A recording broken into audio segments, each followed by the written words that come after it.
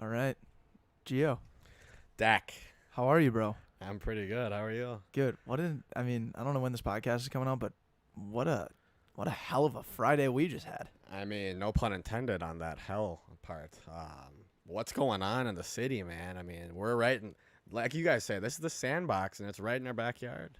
Yeah, we have world news right in our backyard. I mean, we're living in a textbook or a history book. It's not textbook. This is not how you do it, but Yeah.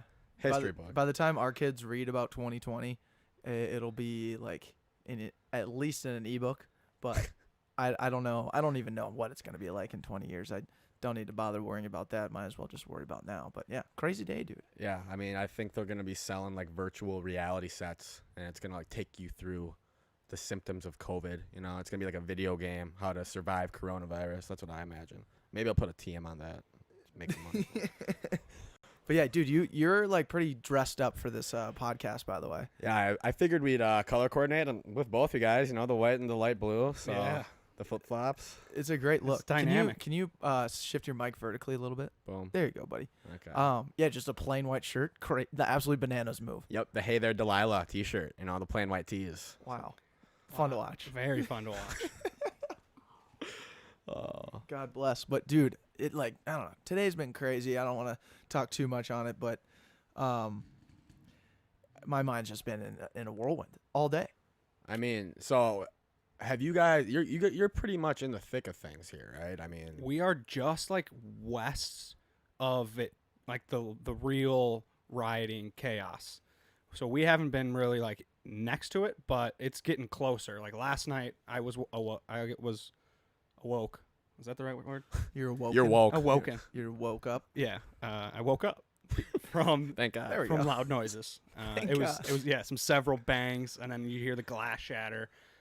This morning, Declan and Jack Burke walked down Hennepin and helped clean up broken glass from like store owners. Yeah. The Okay. Walgreens was just shattered and glass was everywhere on the street, and Jack and I just like spent like an hour sweeping it up. That's big time karma right there. I mean, Yeah. I think something great's gonna happen to you tonight now. It was cool. Like, yeah, that's a good point. It was cool though. We were walking. It was funny because Jack was like, "Bring the broom." I was like, "Okay," and then we were walking, and Jack was holding the broom, and I had the trash bags, and Jack's like, "I feel like an idiot with this broom, just walking on the street with a broom," and I was like, "Look, dude, I'll take it," and I just like put it around my shoulder like I was carrying skis, walking down, and we walked down, cleaned a bunch of stuff up, and then walked back, and on our way back there was a security guard outside one of the banks and was like, "It's good to see you guys out here doing this. Like, you guys are showing like positivity. Like, there's still good people in this world." I There was you like, go. Thanks. Boom. That's Pass gotta it feel forward. good. That feels good. Right, man. Yeah. But yeah, And some of the store owners are, taking it, and moving through it. So like our good friends that run the Soho Cafe down Hennepin, and like 27th or 26th, we go there every Saturday night when COVID wasn't around. We walking back from the bars at Soho Cafe, they got your Stromboli, and you walk in and their eyes are widened because there's like 12 of us, just dudes ready to eat. And we've become really good friends with them. And their front door was shattered last night, and Deck and Jack stopped by to see how they were doing, they were so stoked. and they were smiling ear to ear, like, "Hey guys, all good. We're fixing the door right We're now. good to go." We'll be back in business in the morning." And so it was just really cool, like seeing the community rallying around each other. Yeah, Yeah. absolutely insane. It's just also been crazy too. Like, Andrew and I had like this kind of a weird realization that like people have expectation for them to hear our voices to kind of speak, not necessarily for the community, but at least address what's going on. And we hadn't really been posting much just because we were taking it in. We were busy with, Zoom calls with Marnita's table and, hanging out with a lot of like actual community members, like doing some good work, but hadn't really been publicizing any of it. And like it was just crazy for people to text me and Andrew from last night till this morning, like, "Hey, when are you gonna get like a member of the black community on? Hey, when are you guys need to talk about He's here. I'm here. George Floyd?" Yeah, look, now we got now we got another white guy. Perfect. Classic. But no, it was just really crazy to like actually realize that we have a voice. Yeah. And it's kind of worth something, I guess. No, and that reminds me of like Michael Jordan in The Last Dance. You guys watch that doc? Yeah, yeah. Where he like everybody expects him to have a voice in the political environment or whatever's going on. that basically puts you on Michael Jordan's level. That's where you guys are now. Yeah, someone else brought that up to me today, like literally that exact thing, and I was just like, I understand why MJ didn't feel the need to say anything. He's a basketball player. His main goal was what? To win championships and to continue practicing being a team member. There's a lot of other responsibility and headspace that he wanted to stay focused on.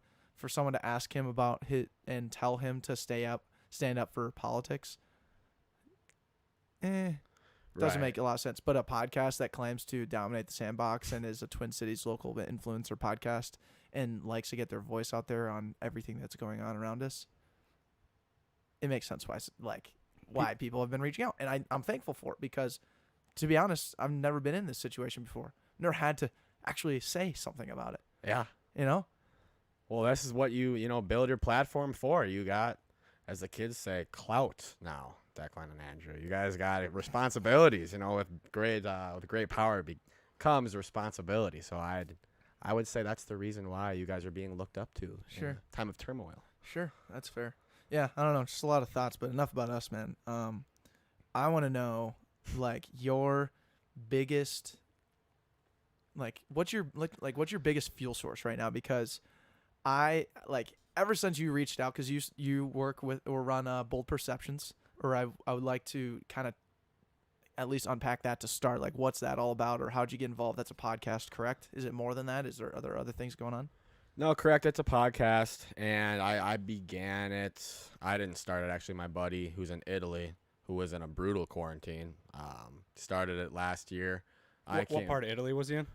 Or is he in? Is it Bologna? Is it Bologna? Bologna. Do I Yeah. have to roll my end there? I don't know. It's a rural. It's city Bologna. and- Bologna. I couldn't do it. I can't do it. But no, yeah, he's over in Italy. He started the Bold Perceptions podcast. I came aboard in December. It's been really fun. Honestly, it sounds cliche, but the people you meet and talk to, I'm sure you guys get it. You guys get it for sure. You just learn something new from everybody. It sounds really cliche, but I have a lot of fun doing it. I feel like it makes you a better speaker. It's a networking thing. And it's just something to do with your time, right? I don't want to waste my time all day, so why not, learn a new skill or something like that? So. Yeah. What's been the most rewarding podcast or maybe experience you've had so far? So you messaged me about it the other day. Ben Polizzi, the comedian. Who is, people who don't know who this is the other, so Joey Molinari is the Barstool, or now a Barstool guy who was doing all the impressions of sports figures such as Colin Cowherd and other people. And has just blown up in this past year. And the guy who's been doing those videos with him is this comedian that these guys had on. Yes, and he kind of looks like you. So Did you guys address that? yeah, we did. His hair is more of a. Yep, he's got the poofing. ski jump going, you know, which I try to do sometimes, but I just can't ride the slopes like he can, I guess. But so me and Jack Seedorf, another Tommy guy, we impersonated one of those videos that Molinaro. Nailed it. Yeah, we tried. It took 4 hours, honestly. How many views did that get on Twitter, by the way? The first one got, I think, 190K. And that was one of talking about having a drink 5 o'clock Yeah. somewhere. Yes, yeah. It's happy hour somewhere, that thing. Yeah. But so they got a hold of that on Twitter, Molinaro and Polizzi, and basically we reached out to them. They were messaging us back like, "Hey, you guys are hilarious. This is really funny." Then we did another one of theirs the next Friday, and that one got 90K. wasn't a big hit, and this wasn't the mission. It wasn't to get views, but it was just something to do on a Thursday night in quarantine. But from there, we were like, wow, we should just ask this guy, to get on the pod. Molinaro could not because Barstool had him under contract.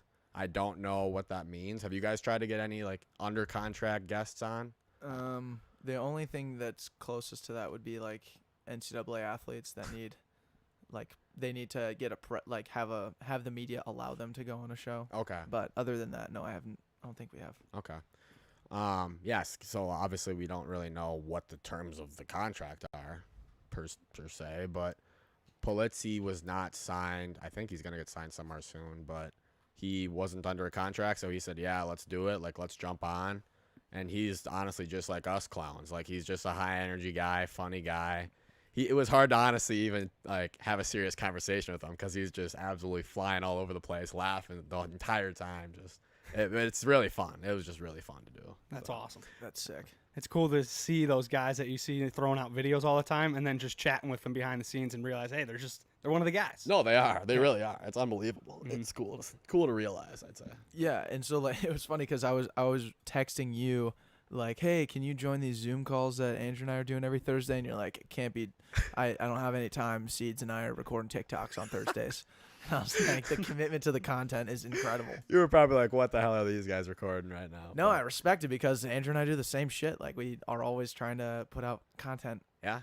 at mass all the time. At will. At will. At will. The no. So have you guys made any other videos since those two? No, and honestly, Polizzi, he was saying, like, you guys got to get out there, make your own stuff. And me and C's were like, yeah, let's do it. And we've been on the verge a couple times, and then we just start golfing or drinking, whatever we're doing. It's just, something comes up, but I do want to, because it's like it's a cool thing, I think, to like write. Like, okay, so you're a comedian. This is gonna loop into what you do.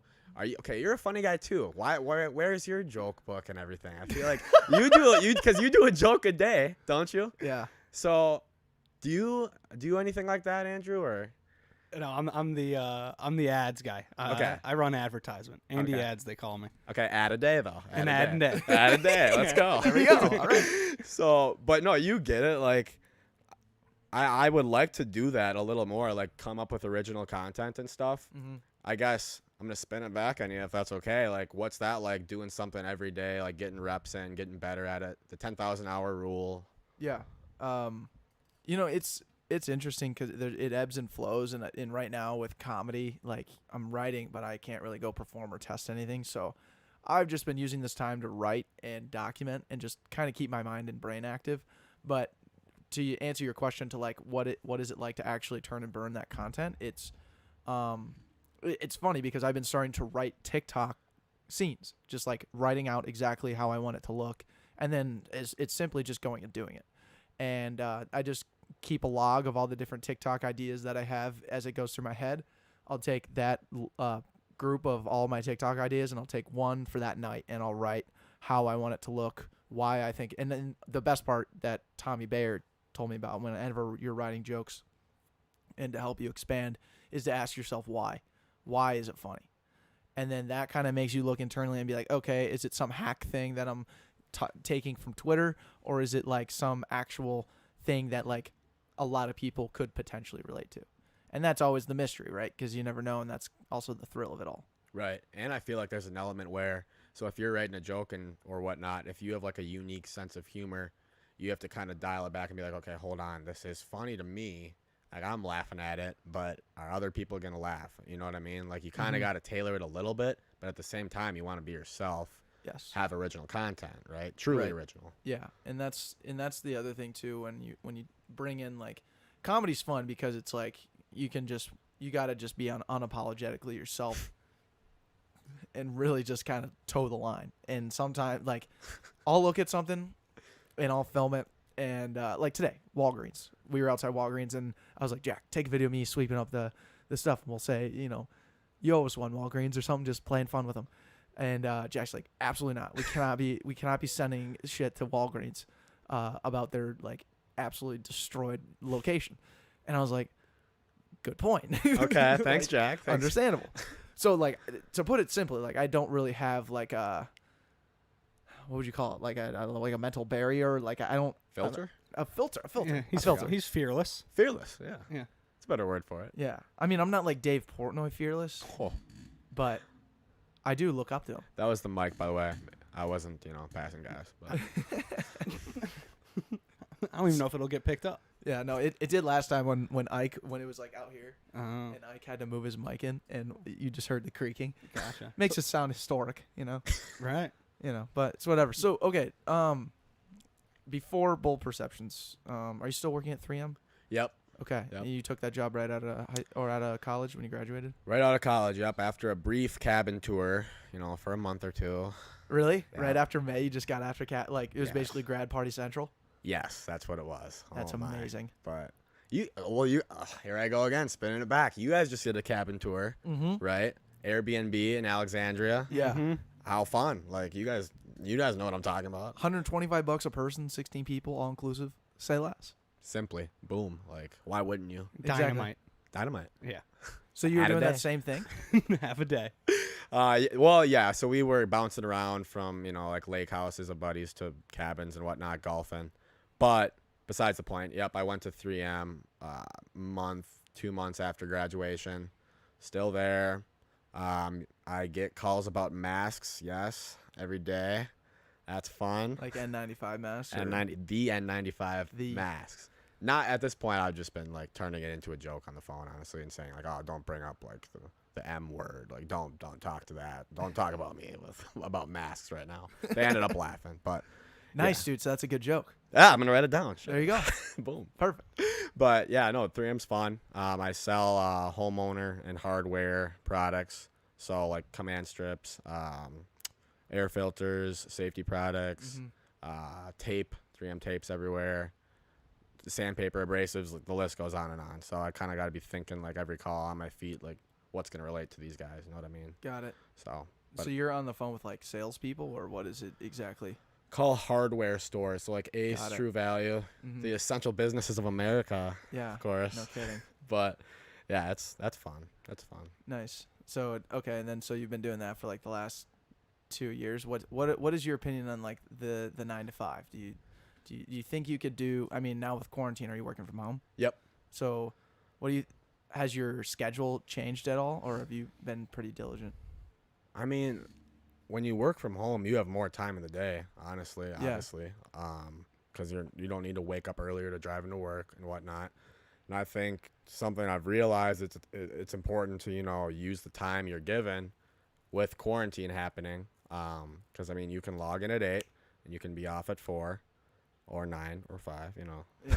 However it works. But I've been waking up early lately just because I read something about the first 15 minutes being the most important part of the day. And again, that's cliche, but I feel like that's so true.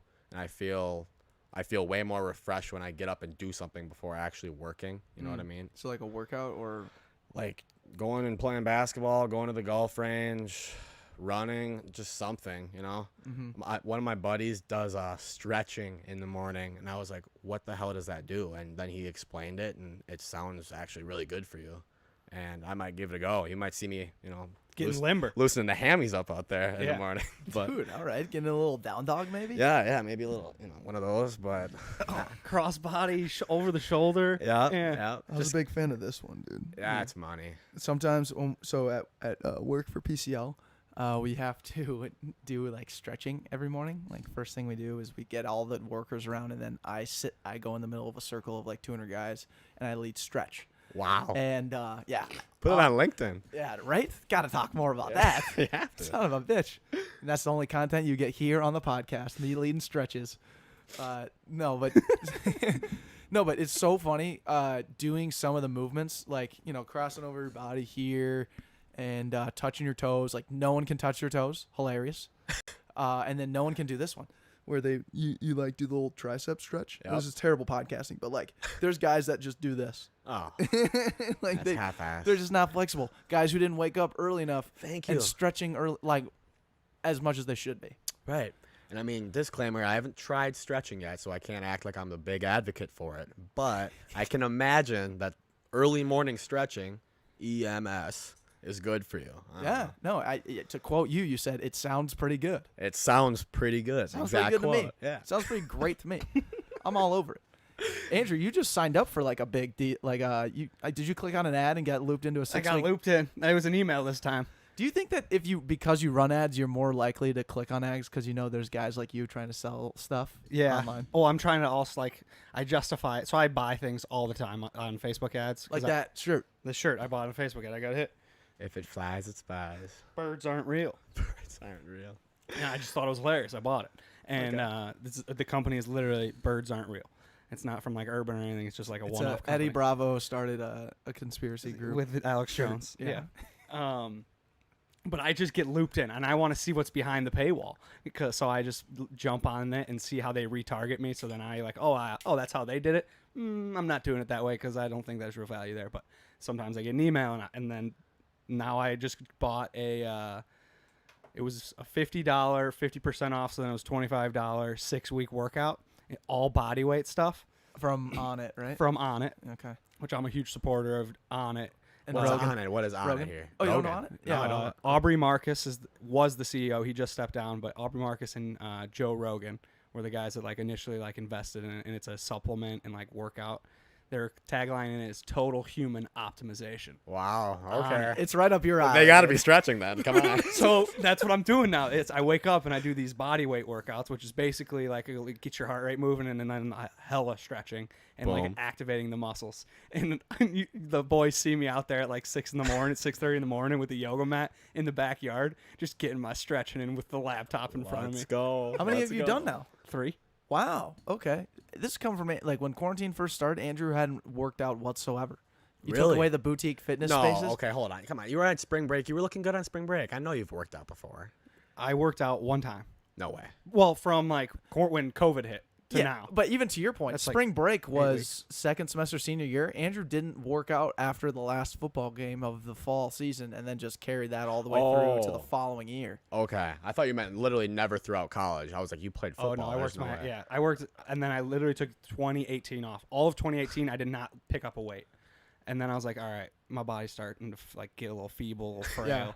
The And then only way people we were got him making- back in was because They called me Small Andy. yeah, we called him the Small Andy. We we obviously belittled him, but then I brought in the founder of Alter Fitness onto the podcast, and that was after I'd already been going there for like 2 or 3 months, and I was like, Andrew, you gotta come. Andrew, you gotta come. It's like the best time ever. He still wouldn't do it, and then I got the founder of it on, Vinny, who we just worked out with today, and I was like, all right, since he came on the show, like I gotta show some respect, show some love. I went and it jazzed me up. It's a 50-minute high-intensity interval training, Yeah. and they blast EDM music. You got the strobe lights, or not strobe lights, neon lights going on in the ceiling, Yeah. and you're just going ham. Alter Army. yeah, That's scary. Rainbow That sounds Road, scary. dude. That's Rainbow really what it's Road. all about. It's what it like looks like. It's pretty Yeah, awesome. there's no railings. Whew. Yeah. Okay. You're flying off the path for You're sure. flying off the bat. That's frightening. It's absolutely nuts. But yeah, dude. So We love to stretch. Yeah, That's we love to basically stretch. we why love I'm it. circled We there. absolutely hey, love great that. bit. Right, great bit, Just fellas. keep it going. Keep it going. Love stretching. Okay, so when you got quarantine. Let's talk about that real quick because we got our trifold here. We made that right when we got into Chicago. So I know you went to Chicago as well. Oh, I went to Chicago. I went to Chicago in the midst of the outbreak.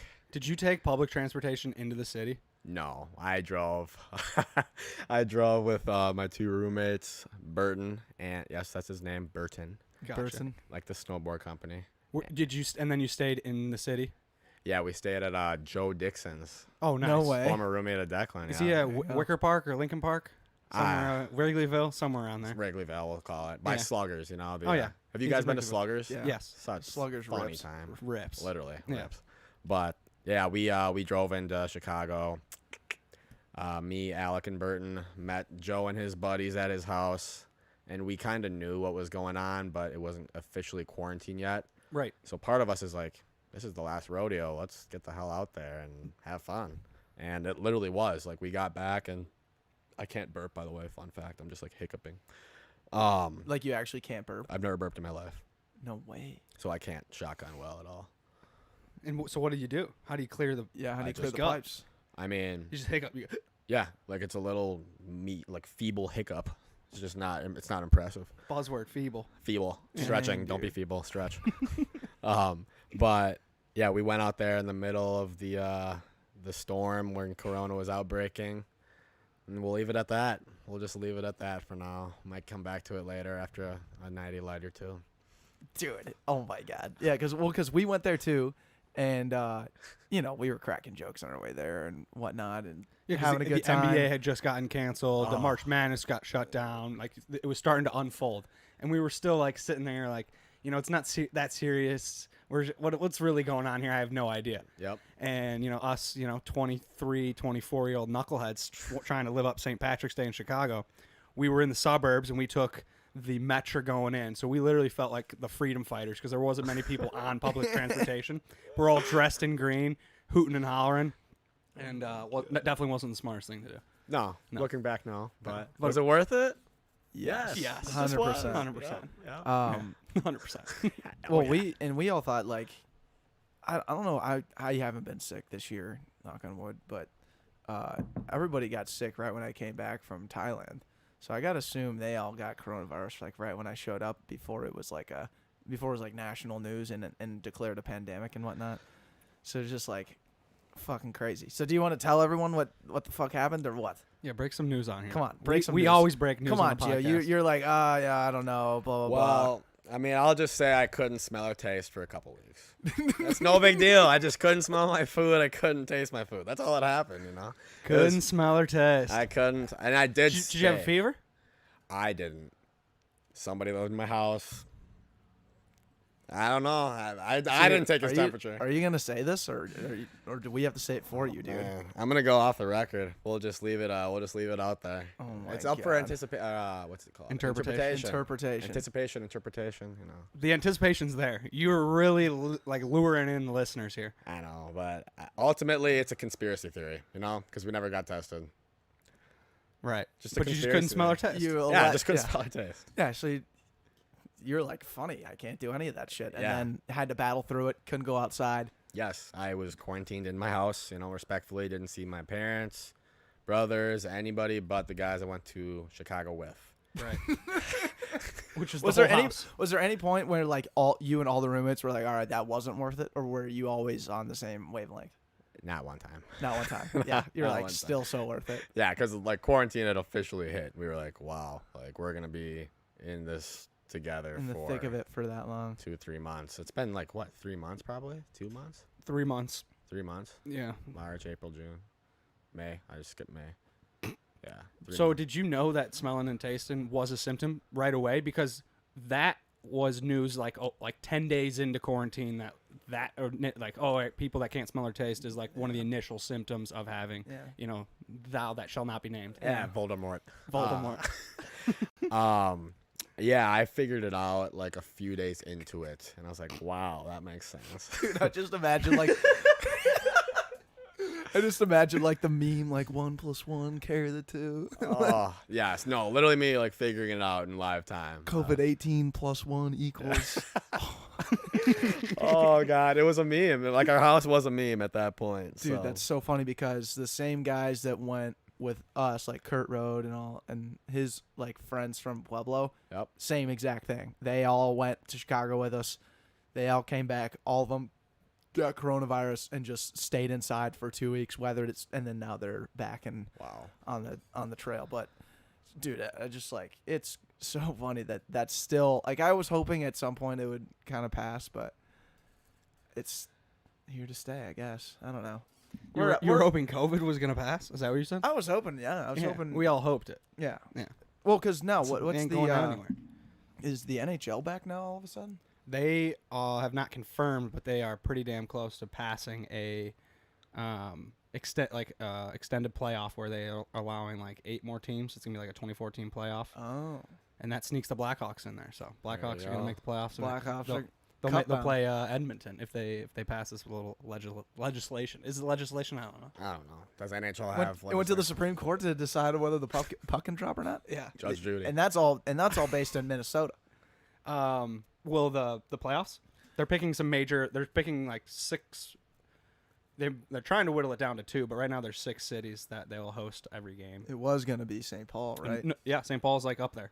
It might not be happening there anymore. Oh yeah, we might have lost. Oh, that one. wow, We wow. might have lost that privilege. Where's the XL Energy Center stand in all this? Has that gotten touched or? I'm not sure. The only thing I know about it is Jack Burke's brother works there, and they told him to go home early yesterday. And he's security, so that's never a good sign. Oh, okay. Yeah. Well, maybe turn the live stream off. Don't want to leak that. I don't But know. yeah, hopefully that doesn't. I just know a lot of cops. I've heard a lot of cops are protecting like the bigger buildings, like the apartment buildings and whatnot. Clearly not the small businesses, but Well, the Andrew and I were just talking about this. The one business that's just like booming right now in Uptown is this Hum's Liquor over here. They boarded everything up and then purposely spray painted on there. R.I.P. George Floyd, minority-owned business. We're still open. Blah blah blah. Like just a bunch of really positive, good stuff. yep. And they were selling out. Selling out. I Line- was line out the door. lying out the door. Yeah. Wow, marketing. That's marketing. Right now. Okay. It's crazy. Crazy. And that's dude. where we got our Natty Light seltzers. Yeah, which Boom. these are actually pretty good. Yeah, you guys mind if I? Yeah, Hop one in, open. dude. Okay. Crack one in the mic too. It's actually pretty dope. Okay, this is gonna be good. I gotta get it a knuckle away, right? No, fist away. Fist away. away. Not to be confused with a knuckle though. All right, here we go. Ooh, that's an ad. Wow. That's an ad. There you go. That's Boom. an ad. That's how it works. But I really do love right now how the situation at hand is forcing us to do something, to say something.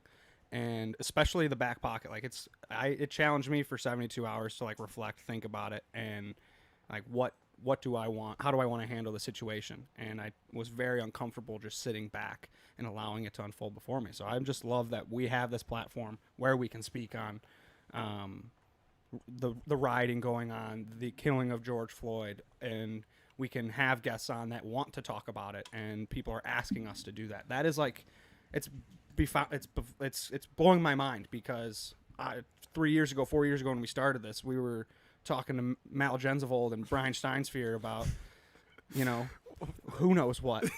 I couldn't tell you. Yeah, I think we broke news with Brian Steinsphere that the song of the summer was Despacito. We Despacito. called it. Yeah, Oh. we did that in February. Like that was our big stuff that we were doing. Yeah, that was like the breaking news we had. Yeah. That was breaking news though. Despacito was, the song of the summer, was and like- the spring and the fall and the And, winter. and today I'll play it and It's I'll right still now, get jazzed. Yeah. Well, we can't play it right now because it's gonna get us canceled off YouTube. Are we doing well on YouTube, by the way, Marcus? I never. So far, so good. All right. Huh, Beautiful. Killer. God bless. Love that. Yeah. So many things going on at once here. I mean, Yeah. I feel Left like- and right coming at you. seriously, I mean, really, the only thing that actually is going on is this conversation. I think. Yeah. maybe we Maybe. don't know.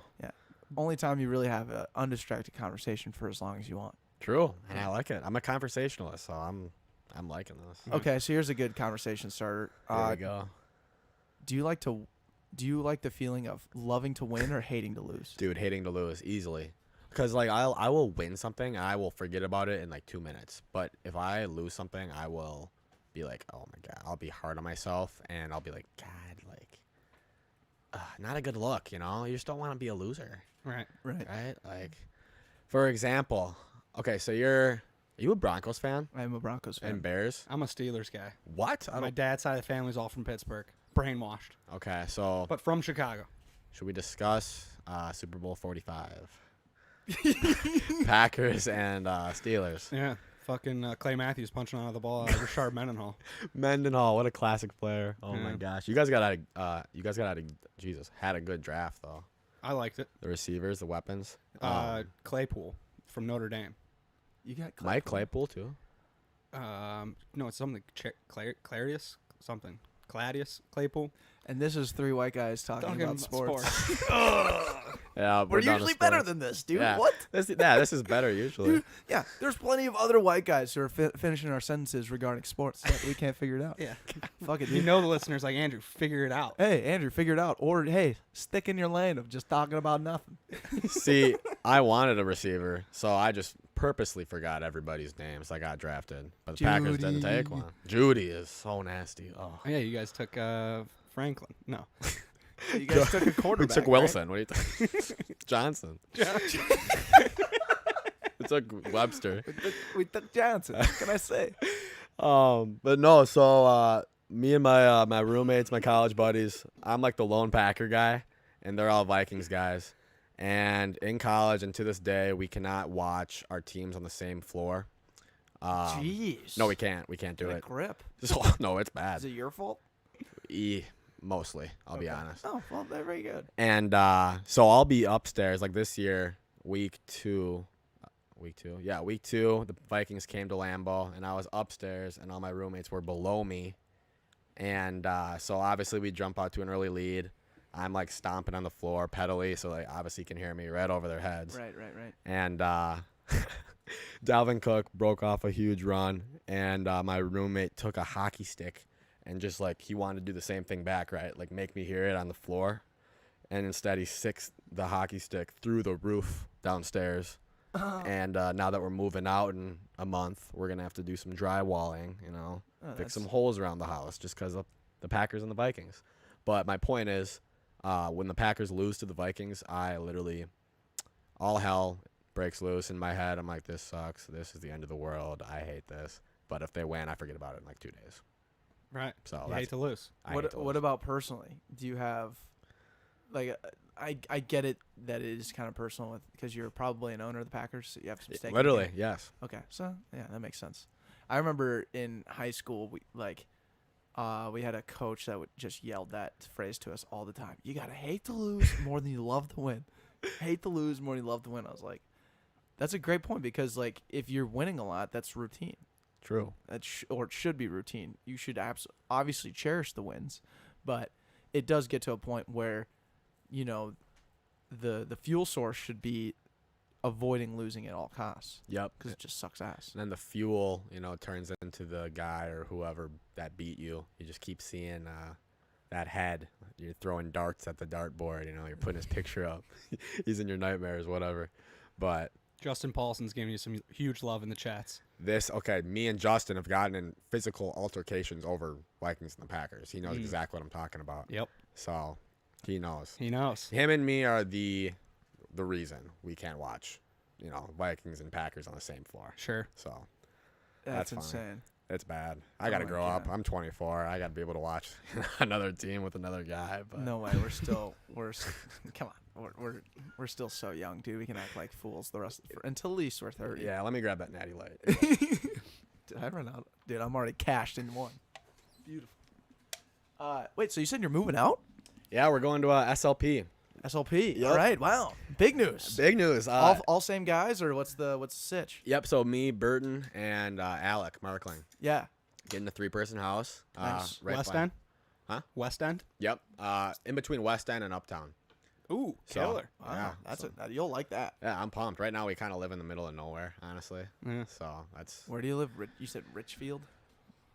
Is it Richfield? Yeah, Richfield, Minneapolis, like border, pretty much. Marcus is nodding like, yep, he said Richfield. Yep. Okay. Thank you, Marcus.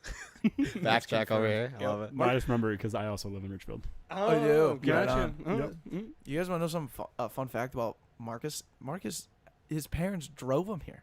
That is true. That kicks Wow. ass, dude. That's Yeah. epic. That's true commitment. That's Yes, sir. incredible. Yeah, they were worried about all the riots, so they had to give me a ride. That's rocks. wholesome. That is so That wholesome. rocks. Do you need a ride back, or are they going to pick you No, up? they're gonna get me. Uh-huh. We're Okay. all set. I'm gonna Cool. jump in the car with you, carpool, just like old times. There we go. Carpooling to like baseball camp and whatnot. It's a Wasn't that classic. always hilarious? It was awesome. Saying hi to, like, your friend's mom. Hi, Mrs. Johnson. Yep. Hi, Mr. Johnson. Jumping in the way back. Yes, just climbing back. I was there. so one time I was getting in the car with like new mom, new territory, totally, had all kinds of bits, that I had been working up, and my buddy thought it'd be funny. He'd be like, "Oh, hey, by the way, my mom doesn't like to be called mom. She likes to be called Angela, and like her actual name, like she used to be called by her actual name." I was like, "Okay, like thanks for letting me know. Good intel." First thing I do, Angela, how's it going? Angela. And she was shocked. She was like, "I've never been called that before." I'm like, "Hi." I was like, "I'm Declan," anyways, and dude, like classic, so classic that. Like now, I'm still the only one that calls her Angela. I think. Because here's the problem. Like, at what age do we start calling the Mrs. whatever, to their name? Like I'm sure with moms that you hang around nowadays. Like, is there a line?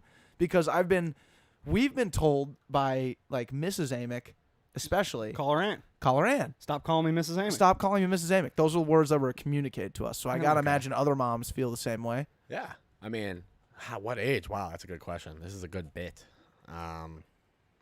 I'd assume like when you as like a conversationalist want to rough them up a little bit, throw some jokes at them, you want to be on like the same playing field, right? It's got to be a first name basis. I'd assume. Has to, yeah. Right. Right. I feel like Mrs. or Mr. is kind of like I'm like scared of you. Don't give me a timeout. You know what I mean? Mm-hmm. Right. So- You're below them. Yes, exactly. It's just like, come on, kid, like step up to the plate. Let's have a conversation. You know what I mean? Yeah. That's what I envision. Maybe nobody else feels like that, but No, I think you're spot on. I think it comes either when you got a beer in your hand, boom, yes. and and that comes at any age. Like when you have beer in your hand, That's a rite of passage. that's a rite of passage. It is. It's Dave now. It's Dave and Julie.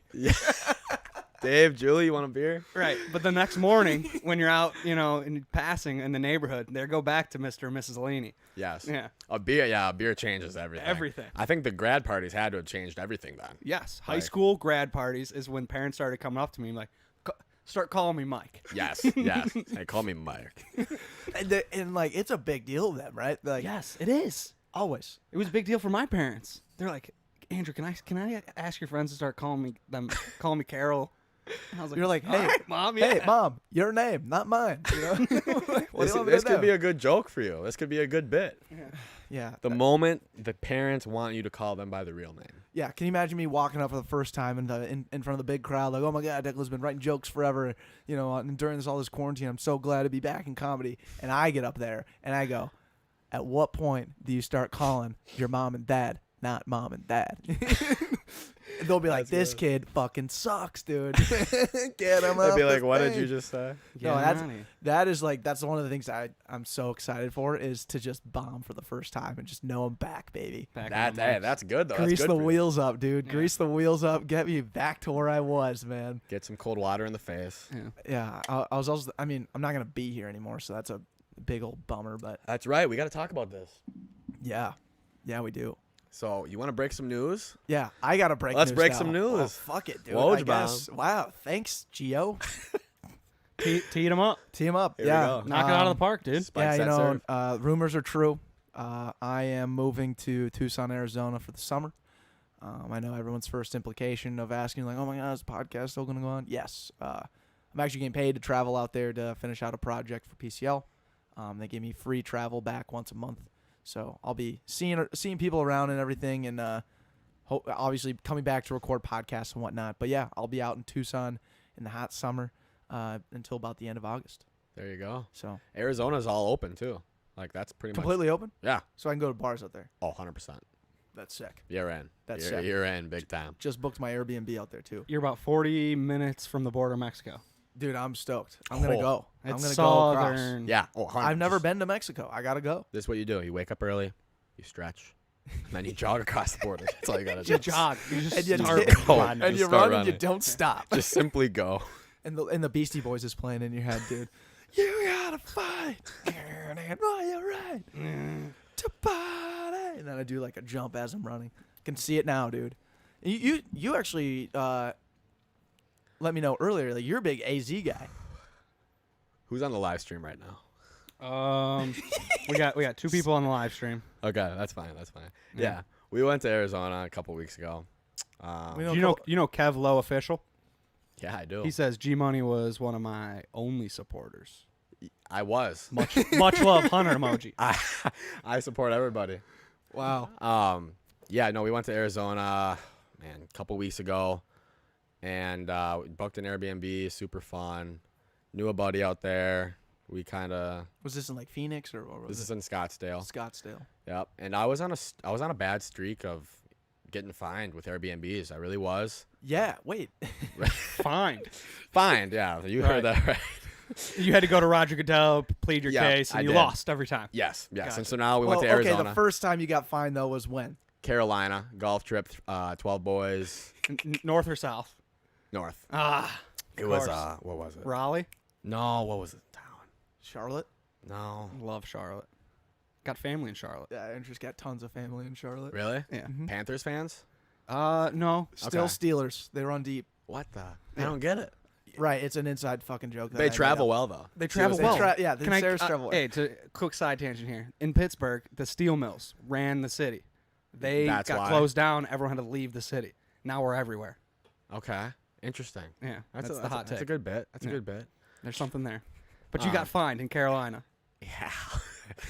We got fined in Carolina. We didn't clean it. We just didn't clean it up. That's honestly all I can say. We were just irresponsible, you know. Did you deserve it? Yeah. You earned that one. What was Yeah. your fine? I'm gonna keep it off the record here. All the guys on the trip probably wouldn't want me to say it. I can't say. You're it. real off the record guy. I got to be off the record with some things. For as on the record you are, you're pretty off the record. For I gotta having be. your Instagram, like everyone, his Instagram, fucking bio, or not his bio, but his handle is Geo on the record, dude. It's Oh, fucking man. weird, dude. It's so weird that you would tag yourself as that. I'm gonna change that now. I kind of like that. Geo Yeah. on the record. Geo on the record. I like that. Because you're always on. I'm. You're always on. You've never been off the record. I gotta be off the record on some things, man. I just do. But honestly, we just should have cleaned up. Owners came home. Baloney everywhere. Yeah, bologna, pizza. I mean, they saw some things, and they just from there did not give us the benefit of the doubt, and then just went through everything that they could possibly ding us for, whether we did it or not. And we had an extra charge for our trip. Jesus. So then you came into Arizona So with that in then- mind. Yes, I did. So I lost, right, in Carolina, Right. and I wanted to win. Going back to it, Dude, So good callback. yes. Good callback. And so Yes. now I'm almost done. And so now I'm marching into Arizona with a vengeance, with a chip on my shoulder to simply get a 5-star review. Just simply, that's all. Look, boys, I don't care how much fun we have. I don't care if we don't do a damn thing. We're walking out of this Airbnb with 5 stars. Yeah, honestly, yes. And mind you, in San Fran. San Fran?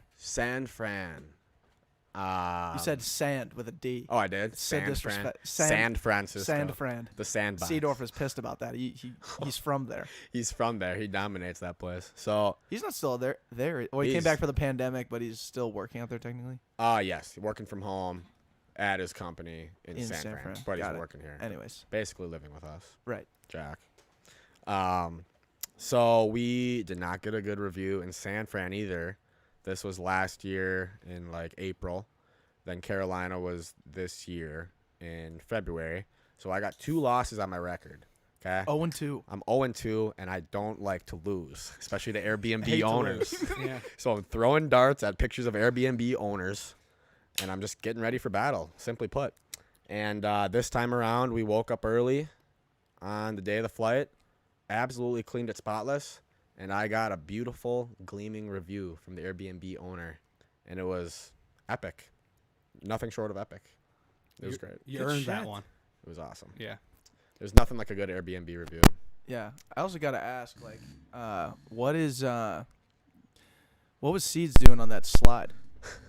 He was just having a time. I mean, he's just, getting slippery out there. It was 100-something degrees, and, he's the life of the party. He's going down the slide, doing tricks, all the good stuff. It looked ridiculous. So you had a pool though. We had a pool, That's good. and the Airbnb's name was the Entertainer's Home.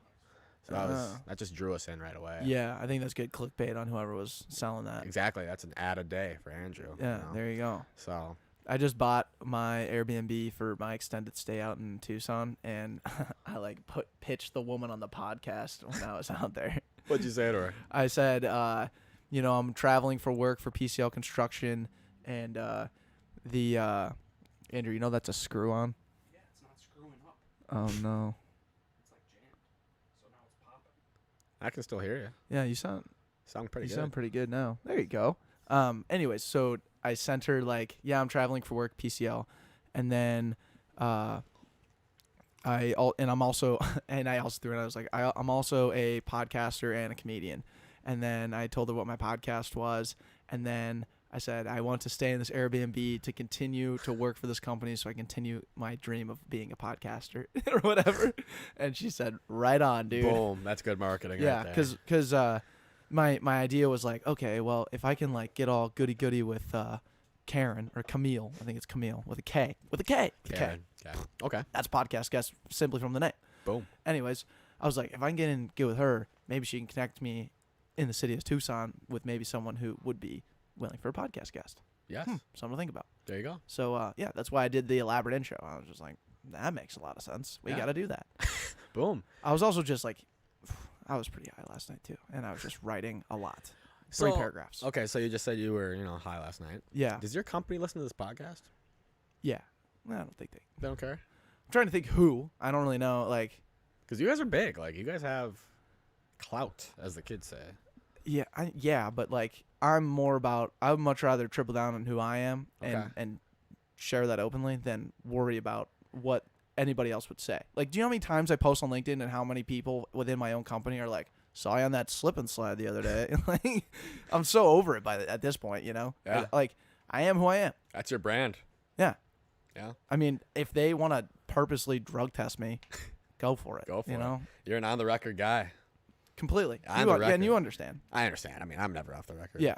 No, but I think that's still it's something that I guess it just goes back to the idea of just being unapologetically yourself. Granted, that could get me fucking fired, to your point, which is not great. But But yeah, you'll land on your feet. yeah, and it's not a stupid gleaming confidence. It's more so just I would rather practice how I want to be full time, for the rest of my life than try and taper that down for the likings of someone else right now. So do you question for you then? So did you hold a little back at St. Thomas, or did you once you did you like graduate and you're like, fuck it, like I'm gonna just do whatever I want? Or No, it was like we never personally talked about any of that stuff until maybe this year. Huh. Yeah, because before when we first started, like it was funny because like 6 weeks after we started this podcast, Andrew and I were like not knowing if we wanted to keep doing the podcast, and one of the reasons was because we didn't know how employers would view this podcast, and we didn't know if that would be like attractive or it would make us look good for people trying to hire us when we wanted jobs and stuff. Okay. Yeah, I wanted to pull the plug on it. I was like, I can't do this. I'm trying to get a job. They're gonna see this and look at me like I'm like a knucklehead, like barstool. Like this guy can't wear a suit and tie. He'll never be in my corporate environment. Which is true. Like we're not like force us to wear a suit and tie, but Don't put me in corporate America though. you yeah, know? don't Right, do it. yeah. Don't do it. Yeah. Don't put baby in the corner. Don't put baby in the corner. But we not quickly, but we slowly like worked through like, what we wanted to talk about, and then it evolved into like, I have so much fun not holding back. Thinking about holding back is exhausting, and it's like, oh man, now I have to. Now who else do I have to hold back for? And then you're just constantly playing the game of like putting a filter on yourself. And there's obviously things that I veer away from, but it's truly because that's who I am. Like I'm not holding back on those things because someone else told me. It's because that's what I want to be in certain. I can't even think of an example. That sounds awfully vague, but I love the show because I get to just ramble and I get to talk about what I want to talk about, and it's usually just a reflection of who I am. It's the mirror mentality reflection. Yeah, no, and I feel like you expend more energy trying to be somebody you're not than just being natural, right?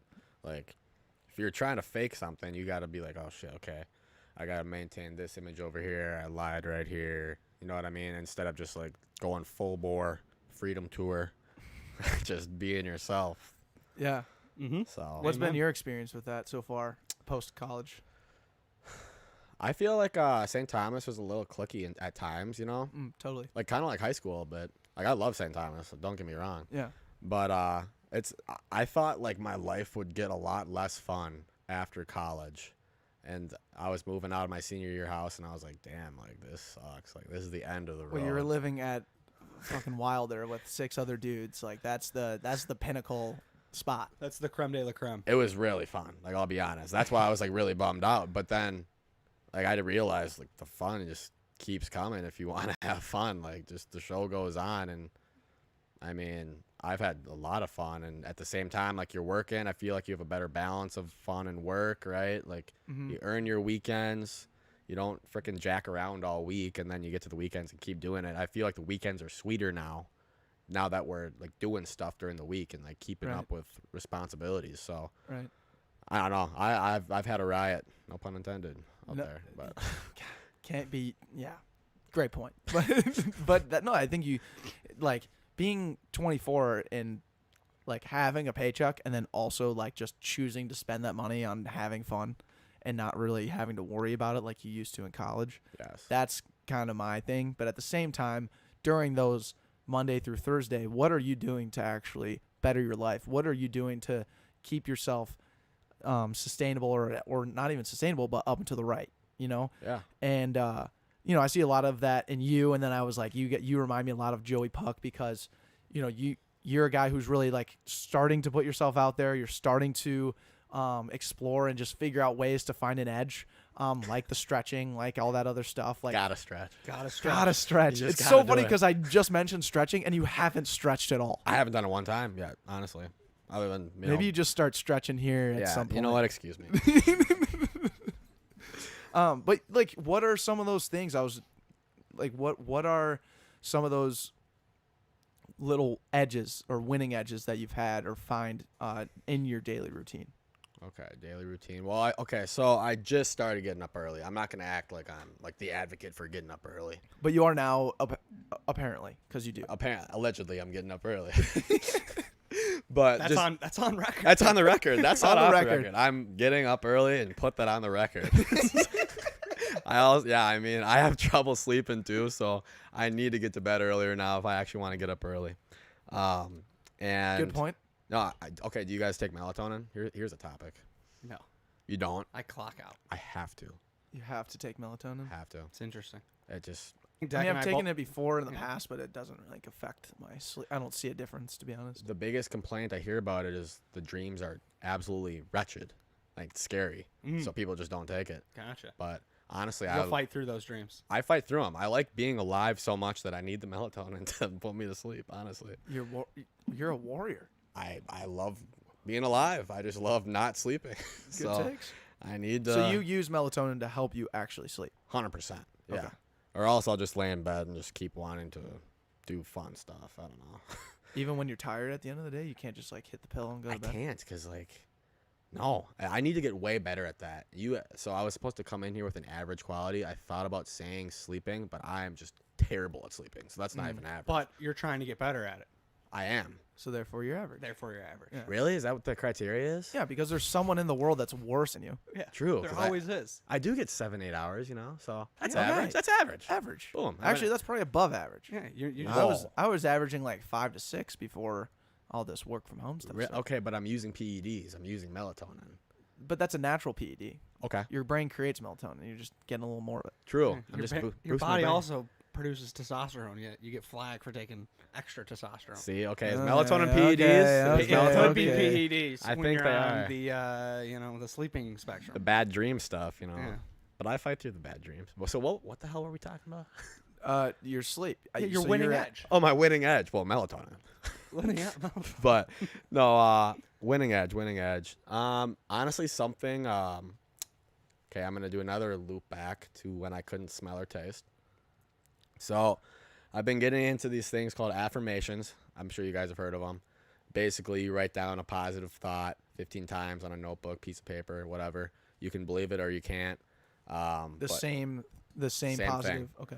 So let's say, so back when I couldn't smell or taste, I would write down I am strong and healthy 15 times on a piece of paper every day. And the thought about it is, it comes from a book I read earlier in the year where What's the book called? The Gamma Mindset. Gamma Mindset. Yep. Had the author on our podcast. Pretty cool. Really? Yeah, he was a cool guy. But basically you're rewiring your subconscious brain because your subconscious brain is 80% of, the 100% of your brain. Conscious brain's 20, subconscious 80. Really? And if you're writing it down, even if you don't believe it, it's going to start infiltrating the way you do things and your habits, which eventually is going to change your reality, is what they say. Sure. And I believe it's true. I'm with you. So I just started writing things, or I'll wake up in the morning, I'll just start saying them in my head. Literally this morning, you guys are going to laugh. I woke up and I was like, I'm going to have an epic day. And I said that 15 times to myself right before I got up. Dude. And it just helps me spring out of bed and get going because I just can't leave any day behind. Life's too fun. You got to have fun every day. So 100%. you just got to do it. I don't know why you wouldn't want to have fun every day. You don't got to tank the season away like the Steelers last year. Well, you went 8-8. You did. tried No, our best. you were good. You got Minka. You're looking good. We keep having these Steeler interludes. I know. They're great interludes, though. I know. I honestly like Pittsburgh. I always play my Madden franchise with them. With Pittsburgh, yeah. Historic franchise. Exactly, of course. The Yeah. Steel Mills, like you said. Yes, of course. But no, those affirmations and the self-talk stuff, I really believe in that stuff because that ultimately changes your habits. Habits change your reality, what you do. I'm a big proponent of that.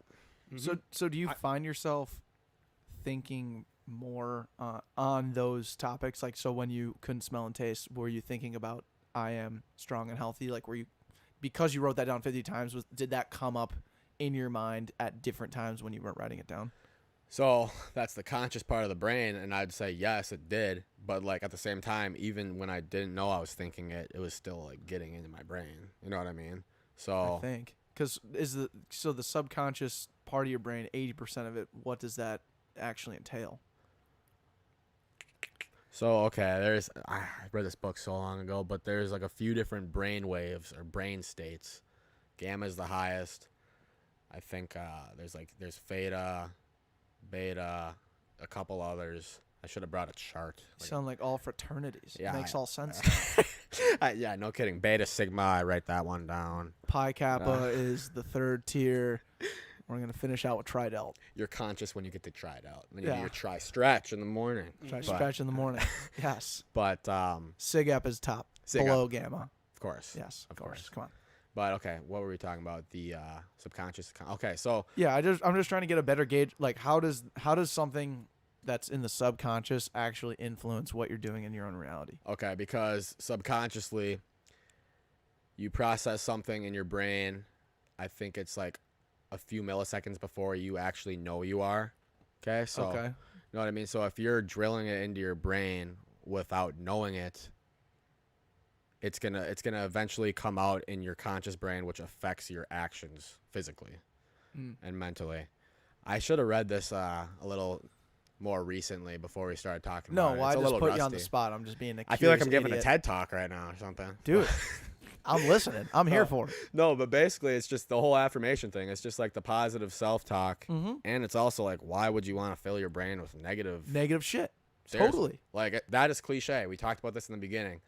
There's so much cliche shit out there, but when you actually just listen to it, it makes perfect sense. And it's simple. It's a simple choice. Yeah. Well, and I think really what it comes down to, and again, this is also cliche, but fuck the cliche, to be real with you. It's just like sometimes we need to be reminded of these things, and like self-awareness is a great example to like, okay, be aware that it may be something that someone says all the time, but also take it with a grain of salt. Take it a little positively and actually implement it and see what happens. Then say if it's cliche or not. Exactly. Why do we bring it up all the time over and over and over again? It's because, well, it's worked for these people. Great. But why did it work for them? Because they actually used it. Because they actually employed it. Because they actually believed it. So I love what you're saying. I think that's one thing about the podcast. Like you said, you had a book. You had the author of the book you read on your podcast. That's a second tier. And probably, I don't know what your downloads look like or anything. And that, quite frankly, it doesn't matter.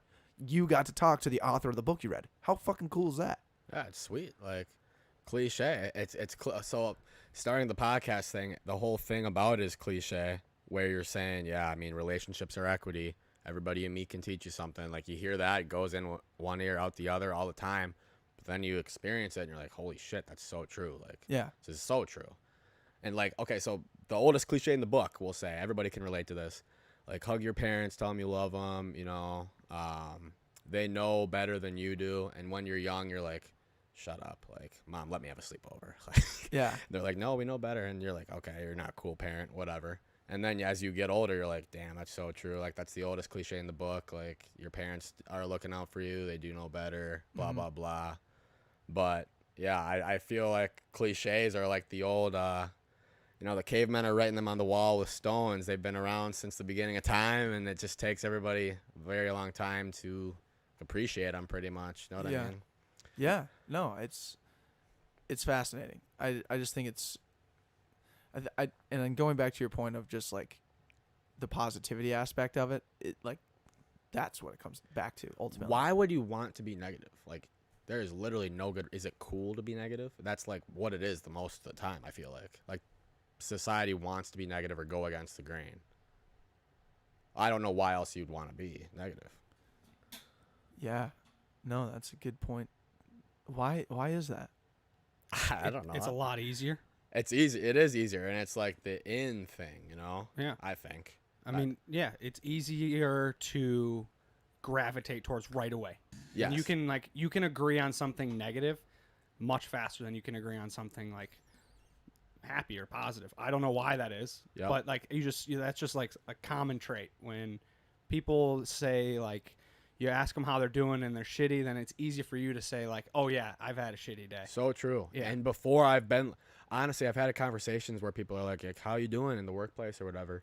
They're like, oh, you know, this shit sucks or whatever. And then you kind of feel weird being like, oh, I'm having a great time. Like, you don't want to like shove it in their face, right? Mhm. So I get why you'd bring your energy down or like your mood down to match that person. Right. Sometimes you feel rude bringing someone up. Exactly. Yeah. No, I honestly do. But where was I going? I had something to say about this. Real quick, your last name spelled N-A-U-S. N-U-S. N-U-S. Yep. B-A. B-A-U-M, right? Yep. Nusbaum. Nobody ever gets that. B-A-U-M. Yep. Cool. Why? I'm scared now. No, I just got to pin your name in the chat. So Oh. live with George. Yeah. Nusbaum. Yeah, GG's in the chats. What were we talking about? I had something good to say. Well, no, it's. I'll fill in real quick while you think about it. Is the idea of when someone asks how you're doing. I learned this on my last job with PCL, and it's living the dream. I'm always living the dream, no matter what. Yep. And that's because like no matter what was going on, highs, lows, ups and downs, my boss, who was like the leader of this job, he would always say it, I'm living the dream. I'm living the dream. And most people would be like, yeah, whatever. That's funny. Thanks. Blah, blah, blah. But that guy truly loves what he does every single day. He's there from 4 a.m. to 6 p.m. every day and absolutely loves concrete, you know? That's epic. Cool, right? Yeah, if you found what you love, then you're literally living Right, life. but living the dream. I just found that the idea of like consistently looking inward and believing that you are living the dream, because there's so much, again, to be thankful for. There's so much things that got you to where you are today that is a big deal. It's silly for you to think that you're not living the dream. Yeah, I mean, you have the capability to do it. It's literally just finding what makes you happy, what makes you laugh. Like, I love laughing every day with my buddies. Like, that's fun to me. Yeah. Why not? Like, Yeah. Especially during these times where, like, I wouldn't want to live in any other situation that I am No, right okay, now. you guys get it. You guys are in a house with your buddies in Yeah. quarantine. It hasn't even felt like quarantine. No. Not one bit. It's like really fun and funny. Simply, Simply put, like oh, it yeah. just is. the shit we get into is Yes. it's the 5 of us here and we haven't moved 1 inch, and we're like, feels like we're in a whole new world. Yeah, it's hilarious. Is every day not hilarious just for some weird reason? Yeah, agreed. It's funny. Like we're like a WeWork Airbnb, and Yes. we're having a blast doing it every Seriously. single day. It's fun. And we like to say no one else is doing it, but obviously there's plenty of other people doing it. It's just us. Yeah, Yeah. It's only us. Just the gang here. yeah. We have so much fun. No, Just it's goofing off. yes. Yeah. Well, Big that's why, and like when I start to employ that empathy card a little bit, it's like, dang, the people I'm working around are like either going back home to their families or whatever, and that's fine. Like, you have family, I don't. That's cool. Like, but I just, again, it just makes me just feel entirely more thankful to be in the situation that I'm in. Like, yeah, I don't care about working 40 hours a week. Like, my Thursday through Sundays are with my dogs, you know? Like, that's just fun as hell. There's nothing better. No, I mean, why? If you like your job, like working 40 hours a week should not be a problem. A burden, yeah. And I feel like it's a good balance too, right? Like you're giving back to the society. You have a function in, you know, the big cog of corporate America or wherever you work, small business, I don't care, whatever. I feel like you can't always just like be full bore fun mode. Like you got to take it seriously sometimes. Right. So I like the balance of work and fun. Even though I've heard rumors of going to a 4-day week, that'd be pretty Andrew fun. Yang, Andrew Yang, yep, you saw that. big proponent.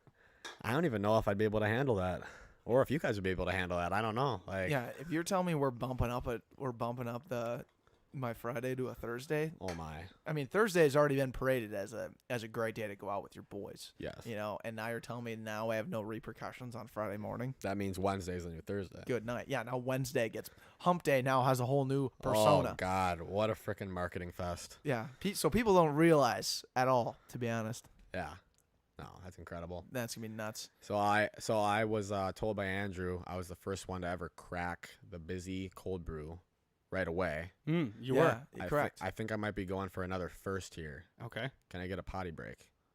Absolutely. Oh, yeah. Is that Yeah. cool? Is that the first one ever? No. No, Okay, perfect. no way, dude. Yeah. All right, You're not all the right. virgin on that one. Yeah, no way, dude. Let's I go. mean, Yeah, take a credit potty to you break. credit to Thanks you for thinking that asking. you're unique and stuff, but okay. Well, I mean, It's I not could unique. also just go right here. I don't care. Yeah, next time raise your hand, please. yeah, raise your hand All right, at I'll raise my hand and get dismissed. Dude, get out of here. Go to the bathroom. You know where it Go to is? It's down the stairs, and you're gonna go left, and then it's gonna be on your right. yeah, you'll see I it. got the Make worst. sure you use the bidet. There you go. He has the worst bladder in the state. If anyone heard him, he wants to put that on the record. Yeah. Wow, here we are. How you doing, Marcus? I'm doing good. How are you doing? Good, man. Good. God, What a day. What a day. What a day. what a freaking Yeah. day, dude. Your younger sister called us out on here. She's like, "Stop talking about this." Who, my sister? Yeah. What did Darby say? She's like, "Don't do podcasts on this. Do it on the current news." We are. Tell her we're doing big time stuff tomorrow. Right. Literally. Yeah. Crazy. That will be released quicker than this one. Quicker than this one. They don't. She doesn't get it. We're logged. I don't back. need to explain myself. We don't need to explain anything. Yeah. Got it. So, Marcus, Shalom. What's going on? how's the video game realm going? How's Dude, it's lit. Checkpoint? It's going well. Going well. So I just finished up recording I recorded it a while ago, but I finished editing my third episode. Okay. Yep. And you have or have not released them? I haven't released them yet. Okay. No. So I have to go back into them a little bit just because they're a little bit older now. So I'm just taking out some of the older news things that I had in there. And I'm just going to scrap those. That way it makes it more concurrent and more relevant. Because eventually, like, the old news is the old news. So one of them on my second episode, I talked about how Warzone was a rumor. What? Yeah, because back then Warzone wasn't out yet. And so I had talked to Austin Yoakum. He was on my second episode. We were talking about esports. And mainly that's what the episode was about. But after that, we talked about battle royales and how Warzone was still a rumor. And so some of it is just not relevant anymore because Warzone's out and it's fire. Yeah. So I just gotta take Sounds some to old me stuff. like Marcus. You got to get these podcasts. I got to get them out. out. Yeah. Yes, Yeah. sir. You need to just turn and burn. When's your first one coming out? We're not sure yet. So right Put now, a date on it. Come on, put I a date definitely on need it. to. People are so listening I got the right website now. up. The only thing I have to do now is just make sure that we're posting them live What day of the week you want to post it? Friday. Friday. Interesting. Love Okay. it. So I'm thinking Friday right now, but obviously that could change in the So future. We'll see next what happens. Friday is what? June 5th? June 5th, something. Yeah, You gonna do it then? I could. We could see. Will you? No. We like people are listening right now. Yeah, Like, yeah. do you want like Let's plan on it. Let's 'Kay. plan on it. Hold me accountable. Checkpoint podcast dropping Episode June 1. 5th? What's that first episode on? The first episode was originally just me talking about my top 10 games of the year, but a lot of that's changed. So I think that one's out. So I think I'm just going to have to, with a lot of them, they got delayed. So a lot of them, because of the corona, just got completely delayed Marcus, or it sounds like you're changed. scrambling. I am a little bit. Yeah, so my whole business plan's falling apart. That's Here's the thing, Marcus. The second you record it, we gotta release get 'em it out. within like yeah, a no, week. we definitely 10 have to get days. them out. Yeah, so with the first one, it was interesting. So I tried doing it just for fun, and that one was just about the top 10 games. But then Rona happened, and everything got pushed backwards. So a lot of the games that I was excited about coming out this year are now not coming out until 2021. So a lot of it is just Wow. So you changed. so you have games that are not Games that are not even coming out this year. So the first episode will be the esports episode with Austin Yoakum. That's lit. I Yes, love that. sir. There you go, dude. Rotate the mic up. George is back. How's the bathroom down there? Pretty good. I already know my way around the house. I feel like I'm living here already. Beautiful. Oh, dude. you don't know your way around yet, quite yet. No, I don't. I just know one floor. This is yeah. Colfax Lanes. This is Colfax. Grab your Lanes. balls, we're going bowling. GYB. Grab your balls, we're having fun. Having fun at all times, baby. GYB. Oh, that's awesome. So, with the podcast, it's you and like 4 other guys, right? Yep, 3 other guys. Jack Seedorf. You guys know him. Yep. Nick Rooney and Jake Ryan. And Nick is in Nick's Italy. in Italy. Where's Jake at? Jake went to Winona, and he is living in Prior Lake right now. Okay. And then you and Seeds are living together. Yep. Cool. Well, Seeds is, yeah, he's living with me right now. He came back from San. Technically, Yeah, yeah. he's cool. Well, yeah, that's right. He was in San Fran. yeah. He took the leap of faith after college, went out there, and had a great time. So What's he's it back now. So what's it like balancing 4 different 4 different perceptions, 4 different personalities across one brand and like interviewing different people? well, we're still, we're younger. We're younger than you guys, so we're still, trying to find footing and whatnot. I remember I talked to you about that, and you were very interested in that. Like, wow, like it's just me and Andrew, like two guys. Like everybody knows our voices, right? Yeah. So sometimes I feel like people are like, okay, who am I listening to right now? Know what I mean? Yeah. But it's interesting because we got 4 different viewpoints on everything, I feel like. So, I mean, we all work well together. It's a riot. We have, 4 times the network to get people on because Nick got the author on of Gamma Mindset. That's how Yeah. I even knew about the book. Cool. But yeah, it's interesting. It's a fun thing to do for sure in my free time. I feel like it's a better use of my time than whatever the hell else I'd be doing, right? Yeah. No. Do you feel like it'd be better to break it out and, maybe 2 peas in a pod or even go solo and rock your own podcast, but do it under the Bold Perceptions idea? Yep. No, we've talked about that a little bit. But honestly, I like kind of like the camaraderie of it. Like everybody, Sure. we got a group chat. It's blowing up every day. It's like it's fun. It's a fun time. Maybe that takes the place of like the college camaraderie or something in my head. I don't know. subconsciously. Yeah. 80% of your brain. 8% of my brain. 80%. It's like the iceberg, you know. You see 20% up, 80% under. 8% below. But no, yeah, it's fun. And like I said, I alluded to it earlier, but like you just meet so many people, you talk to so many people. You get different mindsets, you get different opinions on things, and it's up to you to kind of filter them all out or in whatever you choose to believe in or whatever. And that eventually forms like your attitude, your actions, your opinions. Right. I don't know. It just brings a lot of different takes into my life, a lot of hot takes. No, I agree. That's what I can relate to that entirely. Like the idea that, like I listen to every one of our podcasts back through and then write notes on it and stuff at each of the timestamps and whatnot. But every time I come across something, whether it's in the 2-minute mark or the hour and 30-minute mark, like I always hope someone else like listens to that because I know how beneficial it was to me. And selfishly, like this podcast has been one of the best things that's happened to me, and I do my best to share that with others. But really, the people who are having the conversations, like yourself, like Andrew, like me, like Marcus, that's what matters. Like that active listening, that active participating, and like that conversation, like is a touch point now.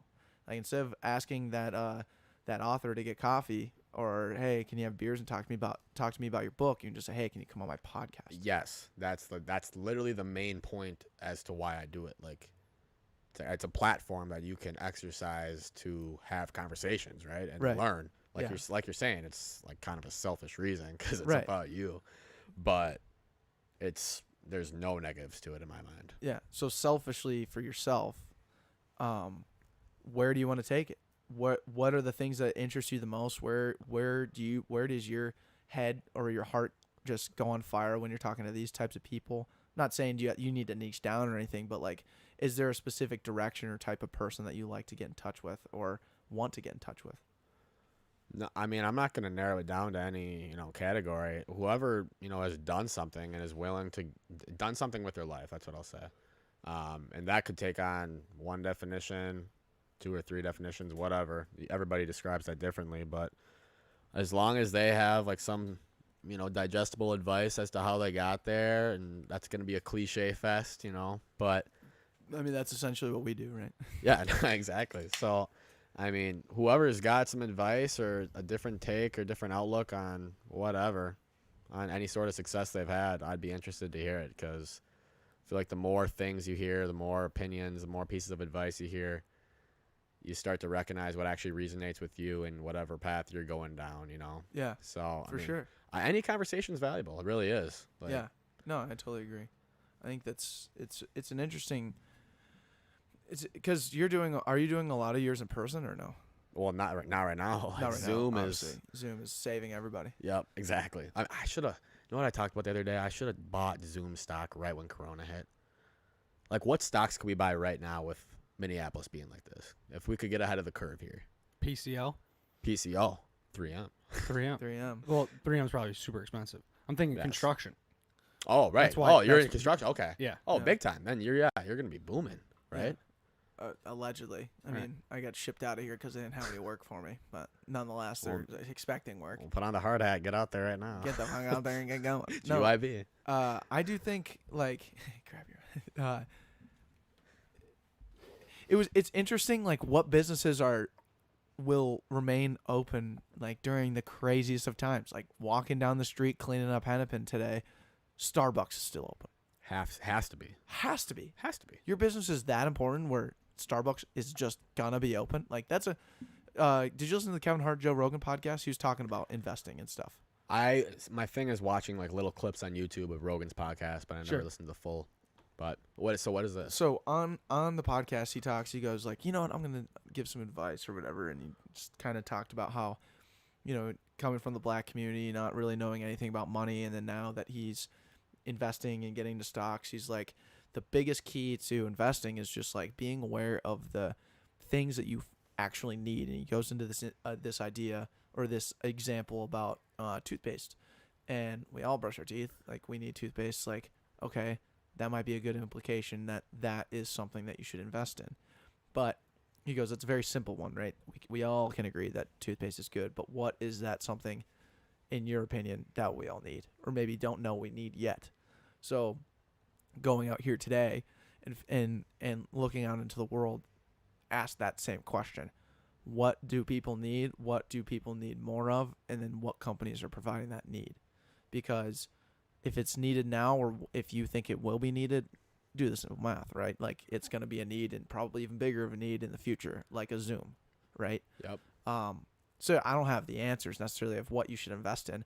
I personally invested in like cannabis and hemp, and I mean, it's doing decent for me, but like I didn't have a lot of money to put in it when me and Joe Young decided to invest in weed companies together. Joe Young. But that's just one of the examples. I'm not, again, doesn't really back up my point of saying you need weed or anything like that, but I do see it as a replacement for an alcohol or something like that, where, you know, people are going to start maybe not smoking, but taking edibles, or getting their fix a totally different way, in a natural way that's not as near as harmful to the body. Not to mention with hemp, like I found out recently, like they can make hemp can be pretty much made into anything. Like hemp could possibly replace plastic to a certain degree, and to me that makes a ton of sense for having something entirely recyclable that is replacing something that is just killing our world. So Get your paws on hemp. get your Yeah, paws no on hemp. kidding. So again, that's how, I mean, I'm not investing, and I'm not this big guy who's putting money into different avenues at all right now. Really, I should be, but yeah, that's my perspective on it, I guess. Well, it's interesting what Zoom brings you. So you're talking about, okay, look at a product, or what do people need, and what are people going to need more of after whatever's happening happens. So Corona in this instance tears people apart. You can't see your friends, whatnot, and then you're looking for a replacement for human interaction, basically, right? Mm-hmm. So technology's advanced over time to this point where you can go visual, audio. Soon we're going to be able to teleport to people's houses, I'm sure. But Wow, on the record. I said it. Elon Musk, where you at? Where you at, Elon? You just teleport you to just- other people's houses. White guy podcaster thinks we can teleport in the next 10 years. Star Tribune headline, June 1st, Monday. But I mean, just looking at like the exponential growth of society With technology, for sure. and technology. That's what. Yeah, sorry, not society. Society's like almost going backwards right now. But yeah, it's just interesting to think about. Like, if you told me Zoom would be up whatever % a year ago, like what would you think happened? Mhm. You would not have thought of frickin' coronavirus sweeping through the earth. Yeah. Like, I mean, what's going to happen next year at this rate with 2020 being the way it's been? I don't know. I have no idea. 2020 has been a free-for-all. It's been a history book. Yeah. Yeah. I started using Zoom in August of last year because I work with one other guy. We run digital marketing. It's just the two of us. And I was working with him at his home. And I did work there for like 3 months. And then we finally agreed, like, hey, I understand what my role is. Let's just communicate via Zoom, and we can each work from each other. He works in St. Paul, and I work here in Minneapolis. And we operate on Zoom all day. Like, we have a meeting 9 o'clock, usually lasts till 11, and that gives us the to-dos, and we kick the rest of the day off. So, like, I've gotten, like, very used to operating at home and on Zoom. But I never would have thought, like, this is what everyone's going to use. I just thought it was, like, this one-off, like, FaceTime that's got a little cleaner, like, platform. But now, like, I don't even know what the stock price is, but everyone is on Zoom. I'm going to look it up. And Marcus, can you get that actually, for yeah, us? yeah. We got Marcus, don't worry. It's not become. It hasn't. It went from a luxury to like a need. Like everyone needs Zoom to communicate. What is it, Marcus? It's looking like it's $10.40 right now. All right, we got to get in this. Oh, we should still Is it too buy. late? Is it too late? No, 1040 is nothing compared to 100. Should we just buy it right now? Yeah, fuck it. Davey Day Trader. Davey Day Trade. Let's just freaking buy it and sell it. Shopify. That's one that Shopify? is fluctuating big time. Like, I don't know. I feel that's one that I don't know anything about stocks, but I know Portnoy's been talking about. He throws in money on Shopify and then he goes out at the end of the day and then he puts it back in the beginning of the next day. Supposedly it's like on the rise and then it'll like tank at times. I don't know why, but Shopify, e-commerce. That's another virtual space that like dominating. E-commerce. yes. Everything's going e-commerce. You have to. Yeah. And like, especially with Corona, what jobs are going to get automated going forward? I saw a video of a robot delivering a sandwich the other day. Okay, so delivery drivers are out. Do you need anybody at the Do you need cash Gone. register guys? They're gonna be out. Like McDonald's already has the automated shit. Like, Right. I mean, And how many more things do you buy when you see the palette of like, oh, would you like some ranch with that? You're like, yeah. Oh, you want this with that? Yeah. Like, I feel like I spent more money at a McDonald's because I used the touchscreen and it like laid it out for me in a specific way. That I was like, oh, I do need fries with this. Oh, I could get this. so true actually. Yeah. And, I mean, usually, the cash register guys or gals are probably not upselling at all, right? So I mean, Well, in comparison. yeah. For sure. I love to see. God, what the hell are we talking about? I love to see the comparison between the touch screen sales and somebody going up to the front to the cash register. Like, do you Right. think they sell more per person? Yeah. I Yeah. wonder if our hypothesis that we're talking about is correct. I know Yeah. it could be a theory, a law. I don't know which one it is yet. Right. But I would love to, like, for the companies that I work for, they're mainly e-commerce. But if I worked for a company that was retail and also sold online, say like Urban Outfitters, Mhm. I did Facebook ads for them. I would love to know the lifetime value of the customer that's buying online versus walking into the store. Are they buying more and like and seeing more deals because they can click through things and their purchase conversion value is larger or and not seeing all of the deals and like shuffling through the sale rack and being like, oh, I can't find anything, and walking out of the store. I'm curious. true. Yeah. I don't have any of that data because I don't work with any of those companies, but Yeah. I would like to think that online you're buying more because you can have the convenience of like, oh, I'll add this to my cart and come back tomorrow. Next thing you know, you've come and gone 5 times and your cart's $200 worth of stuff, and then you're hitting purchase. Okay, Right. so there's another potential, job that could be outsourced to automation, like outside sales reps. You know what I mean? Yeah. Like if a company puts together a technological platform that is tailored to the customer, where they're not going to get frustrated with not being able to find something or comprehend something, like, Yeah. Yeah. and especially with coronavirus, like social distancing is going to get more popular, whatnot. Like I'm concerned for the future of like field reps out there. You know what I mean? Mm-hmm. Who But knows? you got to evolve, right? You got to evolve. Yes. It's not a matter of Marcus. Were you saying something? Yeah, Sorry. so just to clarify, I actually found the wrong Zoom one. That was like the Telephonics, and we're actually looking for video. Shit. So the actual Zoom Oh, no. stock price is 180. Oh! Yep. So that was significantly off. I just wanted to clear that up. We blew out the microphone on that one. Fuck. Sorry, that was me. No, It's all good. all right. Hey, it's the reaction. That was organic. I was all in on just buying 15 tonight after a few more natties. I'll still buy 10. Yeah. Yeah, why not? No, not 10. I'll buy 180 2. I'll buy bucks. 1800. 2. I'll buy 2. Well, okay. Let's just stick yeah. with 360. Ah, that's so gnarly, dude. That's so gnarly. That's crazy. What, Marcus? Do you know how much it's up in like the past 2 months? Yeah. Could you get us a report? Yeah, give me 1 second. Okay. Cool. Appreciate it. I'd actually Thanks, love Marcus. to know this. I also saw a tweet the other day that was like Skype or FaceTime blew a 3-1 lead. I thought that was funny because It's true. Like, So- Skype went to the wayside. In the past 2 years, it's definitely skyrocketed, especially recently. When we're looking at like the month reports, it's going up. It only had a small dip, and then the past 3 months, it's kind of been just a straight line, basically. What was it, would you say, in like February? Let well, me the see. stock price. Yeah. Well, back in March, it was 125. Wow. man. Up 60. Yep. And then back in Shizo. February, it looks like it was anywhere from like 95 to Still a strong company. yep. It went from like 95 to like 110.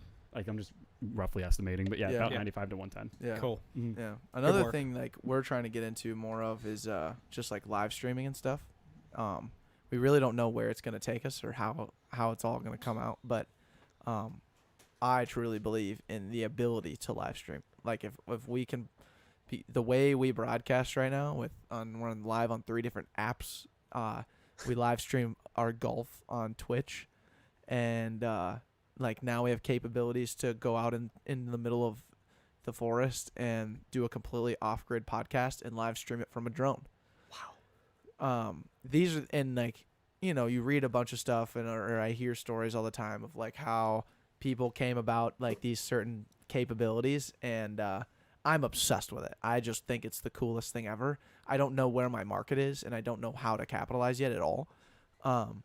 But I'm just learning. I'm just learning how I can possibly do all this stuff, because I do believe that the old networks will find their space that makes them money, but that's going to leave a void of live stream television that no one else is going to touch. Like when you turn on your TV, you have TNT, you have ESPN, you have NBC, ABC, a couple others that I'm forgetting, but you forget how many channels that we used to have back in the day. Remember, that was like a big selling point. You can have over 1,000 channels. You can have over 1,000 of this. You can satellite TV. You can get coverage from every corner of the earth, right? Well, we're talking about 3 companies that own 4 different stations that broadcast all the games and stuff that we watch. Great. I'm going to still watch those. That's not changing, and they've already adapted. But what about the rest of the people in the world that were watching other stuff? If you look at what Twitch is doing right now, Twitch is crazy. Like they started as the video game guys, but now they have brought in DJs to do 1-hour live sessions, EDM. Wow. They've brought in, they've tried to incorporate shows and entertainment to have like gamers go on a date and, do some talk, or I don't know, just come up with different entertaining shows to keep people on the platform, keep people engaged in different ways. So like for us to put a podcast on Twitch is totally off color. Marcus, you can jump in here, but like I just think the potential for live streaming from a bare bones or like a very rogue or smaller business type way is actually a pretty sweet way to engage an audience. Yeah, and I think like the big thing too is that everybody can engage in it. So it's not just the big people that are able to get on TV. So like if you want to be on TV, you got to know somebody that's doing TV or is involved with the TV world. Whereas if we want to start a Twitch stream, we can just do it today.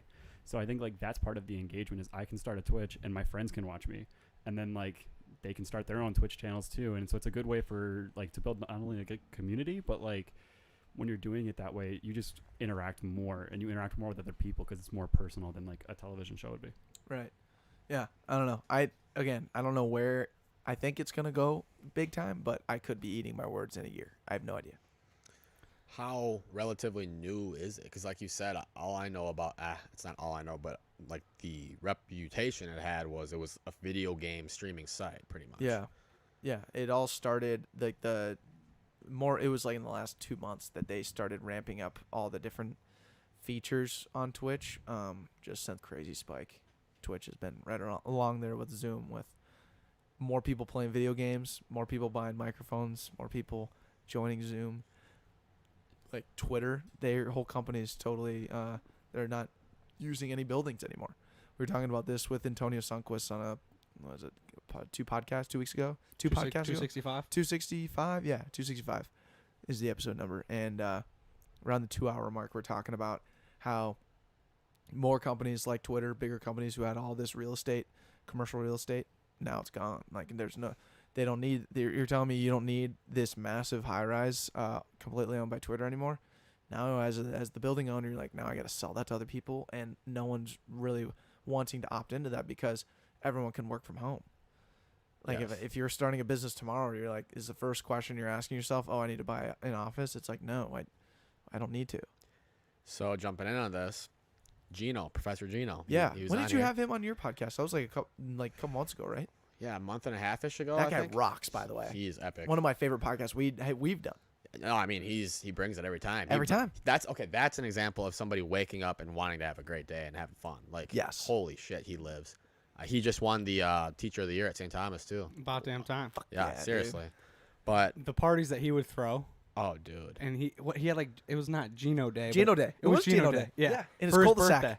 Oh, God, they were killer. They got shut down because they were too big. seriously? Yeah. His He's the neighbors, man. or the city didn't like him doing it anymore. Yeah. No, yeah. He Gino even like Day. bought the sound permit and everything so he could play with his band in the backyard, and the like wherever he lived shut it down. Oh, my God. They're If bangers. you're a young Tommy right now, you have to take his class. Literally, that's a requirement. Requirement. I was an engineer and I know the guy. Like Exactly. I had to know the guy. It's unbelievable. But where was I going? Gino. Gino's the man. Oh, okay. So on my pod with Gino, he was talking about the capability to start an online business literally out of your closet. Like he started Mm-hmm. his side hustle. I say that with air quotations because he makes a lot of money doing it. He said literally all his expenses are for his online marketing website are, his laptop. That's it. Like he doesn't have business cards, doesn't have any infrastructure. He does it from his house. Like he used the metaphor, you can literally start an online shop today and sell hockey sticks out of your garage 24 hours a day, 365 days a year. Like that's all you need. And I feel like Corona is going to accelerate that online growth with businesses going on. And he just broke down how easy it really is if you actually want to do it. I think he talked about you guys actually. He was like, yeah, like, well, you guys, those the Backpocket guys, like they just started podcasting. They didn't take a certification course. They didn't, look into it. They just went and did it. And that's how easy an online business is too. Like you just learn on the fly. Totally. So with Corona, I feel like that's, I don't know, going to bring out a lot more online businesses, a lot more risks maybe. I don't know. Already has. Mm-hmm. Yeah, definitely already has. So. Yeah, it just gives you the perspective of knowing that you can execute on things without being next to the person. You can execute corporate meetings just as swiftly and up to date, doing it over Zoom as you had done when you were sitting a cubicle across from them. Yes. And, all of the infrastructure that we put into building these sky rises, it's like, well, we didn't need that. Corporate America thought that's what the people wanted. They wanted to be in metropolitan areas packed into each other, and that creates high productivity. But in reality, like we can just operate from home. I mean, easily, yeah, right? I can move to Wyoming and go completely off grid. Have solar panels, a Tesla.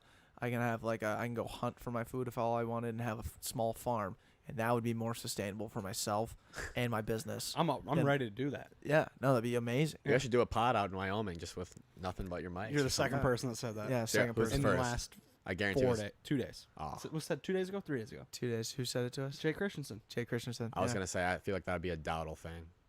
Yeah, we got some stuff playing with Dowdle. He's running from St. Paul from Duluth to St. Paul in 3 days. I thought he already did that. No, he's doing yeah. I mean, I'm surprised he hasn't done that. That's yet. awesome. No, he's doing it like end of June. Wow. And supposedly we're gonna help him out with that, but nice. Now that Decky's going to Tucson, it'll probably be me helping. Or is he now gonna go from Duluth to Tucson?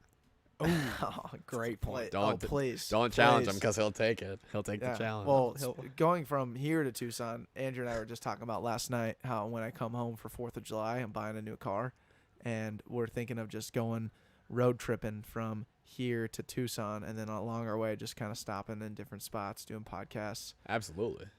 Yeah, ripping it. Why not? Exactly. Why not? Yeah, that's the funny part that's so intriguing right now about like, because I mean and this is like not a, I don't want to say it's a brag or sound braggadocious, but like because we kind of said yes to that sort of opportunity, like Gino had brought up about us of, yeah, these guys just started a podcast. Well, like, instead of thinking more into like podcast stuff, I'm just thinking of into more just opportunities in general and fun things that I can do. And I truly have just confidence in any sort of fun thing we want to do. There is a way to do it. There is a way to set up Slip Cup without having a consistent water source. There is a way to do a podcast completely off grid. There is a way to road trip and go this way. And now I'm starting to even get more confident. Like, how could we take this podcast and just like put 3-4 months to it and like just travel the world, travel the country, and figure out where we could go, what people we could record with, who we could stay with, and then just go on a challenge tour. So like, we'll ask you a question here in a little bit. Who do you challenge to get on the podcast? Well, what if we just followed that challenge every single way we go, no matter who you said or what it was, we figure out a way to get that person on. Yeah. And again, we don't limit to anyone. We're not looking for just the biggest names and trying to travel that way. But like, that's a legitimate thing. When I talk about that in my head all the time, I'm just like, I want to do that. That sounds like the funnest time ever. Like, I need to do that. Figure it out. If it sounds fun to you, then why the hell not? Honestly. Right. But then you talk about, a factor in your work and how that factors in everywhere, and it's like, oh, well, I need money, I need a consistent income. So then now you start looking into those avenues. How do you make money? How do you get a consistent income? How do you automate it so that you can still spend time traveling and doing all these other things, but still having an income that actually, puts food on the table? So I don't know, these are all things that just go through my head, to be honest. No, I mean, this is fun. I'm just kind of I'm just talking about whatever pops into my head right now. But oh, really? Because that's what we always do. Now, why wouldn't you be doing that? We're all just riffing here. Yeah, we're just, oh my God, I didn't think anybody else said that. My sales manager says that all the time. He's like, get him on the phone, just riff with him, man. I thought that was a brand new term, and I've been using it, but what does he mean by that? Boat like to make a sale, you're just not talking about anything about the sale. I honestly kinda, and that's kind of what I do. I just try to be their buddy, but like you don't want to go into a sale pitch or whatever and try to be like robotic, like buy my product, like just listing shit that they Shop now. Yeah, Shopify. I mean, personally, I don't want to be like robotic or sound like the next sales guy or gal, you know, like I want to kind of crack a joke or two, kind of come off a little edgy. Like I don't care that much. Human. Yeah, that's the bottom line. So that's what he's saying. Like he's been in the field for 30 years, so he's like a great person to learn from. And that's what he says. Just riff with him a little bit, you know. I call it roughing him up. Just kind of, you know, elbowing him with a joke or a, you know, comment or two or whatever. But yeah, I mean, you guys, if you guys were, neither of you guys do sales, right? No. I feel like you'd both be good at it because you guys are both like human and just kind of jokesters. You know what I mean? Like likable characters. We've been Right. salesmen of the word average. For Yeah, the no, last you're 30 selling years. this. Yeah, Yeah, we're you guys selling selling that. it. Yeah. You sell your brand all the time. Like Yeah. everybody's kind of like a salesman. We're getting deep here. Here we go. No, but you're right. We Seriously. can't. No, but I totally agree, and that's like why these conversations are so organic and just kind of like casual. Is because you come in and like I know you from St. Thomas. We went to Mexico together. Like, but What a time. Yeah, what a time. Amazing time. But like we have very minimal interaction. So true, actually. Right? Honestly, You and Deck, more interaction, still minimal. I'd honestly Minimal. stay minimal. but know each other. We Yeah. all know each other pretty well, or know of each other, you Yep. know. And you come in, and the whole hour and a half that we've been talking, We've been talking for an hour and a half. yeah, and we just hour 20, something along those lines. Wow. Yeah, what are we at, Marcus? We're at 142. 142. 142. Keep it And rolling. what- I undersold it. You need to get out here at 7:30, right? Yeah, 7:30, but we still got What- It's it's 6:30. 6:30. Oh, it's Yep. 6:30. Yep, Okay, so we got time. cool. We I just got want to time. make sure that we have a lot of time to talk about absolutely nothing. You know, Perfect. Come on. That's exactly what I want to talk about. Yeah. Yeah, and Marcus. If it's 7:20 and we're talking about artificial intelligence, feel free to jump in and just say, "Hey, boys, gotta go." Absolutely. Cut us Oh off. God. But that's the whole thing. Like, we get to come in here and sit in this room and riff with a stranger Riff. or an acquaintance and become a great friend. Yes. And like, I get to know like who you are, George, and like, you know, chop it up with. It's off the record though. It's off the record. Some things are off the record. Being friends with you is totally off It's the record. off the record. We're not friends on the record. Yeah. But I just get to learn about you, and that's why you love doing Bold Perceptions, because you get Yes. to learn about a stranger Yep. and hear what they're talking about. And I think Backpocket does something that other people don't, is we talk about what's on that person's mind. Like, we don't put a topic in their head. They say something, and we're like, ooh, why'd they say that? Let's dive into that. Yeah. I didn't even know they were thinking about that. Right. And then you say it, and then Deck asks a curious question about, you know, unpacking a little bit further. And that's why I will show up time and time again with Backpocket, is our curiosity of a stranger. And we get to just, you know, be knuckleheads and hear what another, and then I get to try to relate to what you say. Or more times than not, I relate. Sometimes I get to, you know, say I don't agree. Ooh. And create some controversy. Yeah, no, honestly, that's what I was surprised at. We came in here, we just started recording. Like, honestly, like you guys sent me the 4 prerequisite questions, right? Yeah. But other than that, we started recording and it was just all natural. Yeah. Like straight up. I did not expect that. Right. Honestly. Oh, really? No. I thought Even when you maybe- called us before, I was like, I literally eh, called you guys like Tuesday. I was like, okay, so what's the agenda? You guys like, there's no agenda. You were eating tacos. You're like, I don't know. Fucking, we're just gonna talk. I was like, okay. If you say so. So I'll go ahead, whatever. So then I came in. I like thought there would be like something, but we just started going, started riffing, and How did you think it was gonna go? Just curious. how did I think this was gonna go? And we are live. Backpocket podcast. Welcome in George Nusbaum. How we doing, George? We're just riffing here. We're just riffing. No, but what's cool about like the riff though is because like we're all on a wavelength together. We're all trying to like pay attention exactly to what we're saying, and through that action, through that present practice, we are arriving to a certain point, but we don't know what it is. And the coolest part about it is when you go back and listen to this, or you share it with a friend, and you might have your perceptions. You might have an idea of Might what have a you bold might. perception. I might have a bold perception. I don't know. Whatever. Is it a plug or is it a feeling? I do not know. Whatever. But regardless, what you arrive at is something that you sometimes never even think of, where someone will listen to it for 30, 40 minutes and say, that was great because of this. I can't believe you guys talked this much about this. You know, it was really cool to hear you guys talk about your journey. It was really cool to talk about positivity. It was really cool to talk about this. And, like, I barely even remember talking about that. But apparently we spent, like, 15 minutes on it and then related it back to every other thing we talked about. Right. It's just really cool how it's just, like, the active practice of being present.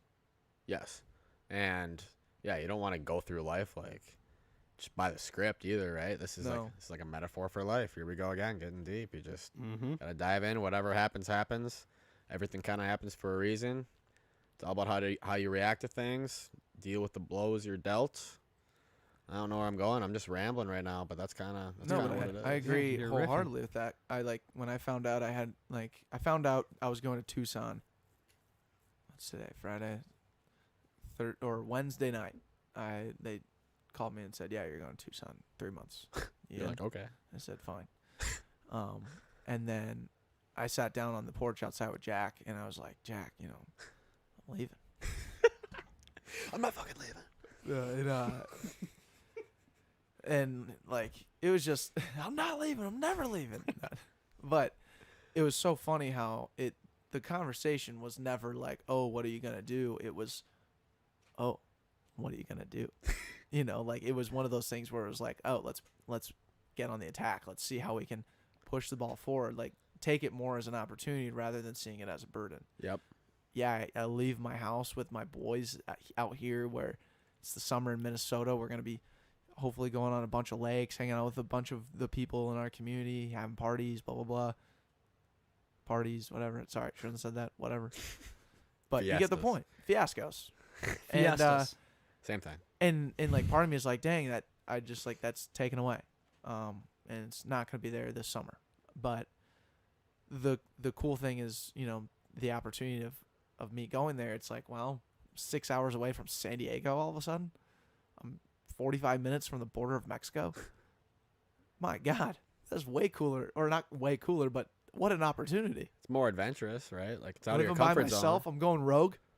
Yeah. I'm going completely rogue for 3 months. Who knows what you're gonna come back like thinking, looking like? You might have a huge beard. I don't know. Like Not a huge beard. I'm just gonna have the same mustache. I might have a different shade. I might have more glasses though. I might have more speed shades. I like that. I would say those are the only two things I'm roughly confident on. If you need some 3M safety glasses, you know, let me know. Actually, though, I really do like the ones that have the spongy. Yep. Yeah, I love because they wrap around your neck Yep. when you need your lights and your darks. So I'll wear like if I'm inside, I'll wear my darks around my neck, and then wear my. I like if you could get me the ones that aren't dark shades, but they look dark. Yeah. You know what I'm I talking know about? what you're talking about. Secure Fit. Yep. Thank you. Yep. Okay. Boom. Love some of those. Secure Fit. Thought I was Not off a the clock. unofficial sponsor. Unofficial. I'm off the clock right now. Come on, guys. What's going on? I'm talking about my own products. Yeah, but you're just you, dude. I'm You're just riffing. I'm vibrantly just George. riffing. Yeah. But no, that's so cool. And honestly, like when you hear the news that you are moving, did they give you a choice, by the way, or they just say like you're going out there? Well, so he texted me my first day working from home and said, "Are you interested?" Well, actually, before that, knowing that PCL didn't have a lot of work going on here because of COVID and everything that's been going on, I texted my boss and said, "Hey, first and foremost, I'd love to stay here if possible. If not, knowing where they had jobs, I said I'd like to go to these 7 different cities." And those cities were San Diego, LA, Nashville, Denver, Seattle. Oh, Nashville. Right. So Hawaii and Orlando, I think, were the Hawaii. yeah. Whoa. Yeah, they just won a $300 million project out there, and I was like, that sounds like a blast. Send me out there for a year. Wow. I'll join them. Yeah, I'm So- coming. I'll call it so- a Pro Bowl. That's why, yeah, Pro Bowl, 100%. Bunch First of- thing that comes to my mind when you say Hawaii, Pro Bowl. Steelers. Gio. Troy Polamalu. Yeah, Georgie. They got to call him Georgie callback, dude, because he's always calling back. I'm always going back. Come on. It's all about riffing, going back. There you go. But Full circle that moment. was like, that's what I had sent him originally. He said thank you, and then he followed up on Monday and said, "Are you interested in going down to Tucson?" And I was like, "Look, not really." I was like, No, I'm not. But "Look, again, let me reiterate one more time. Would love to stay in Minneapolis with my boys if possible. Otherwise, yeah, if that's all you got."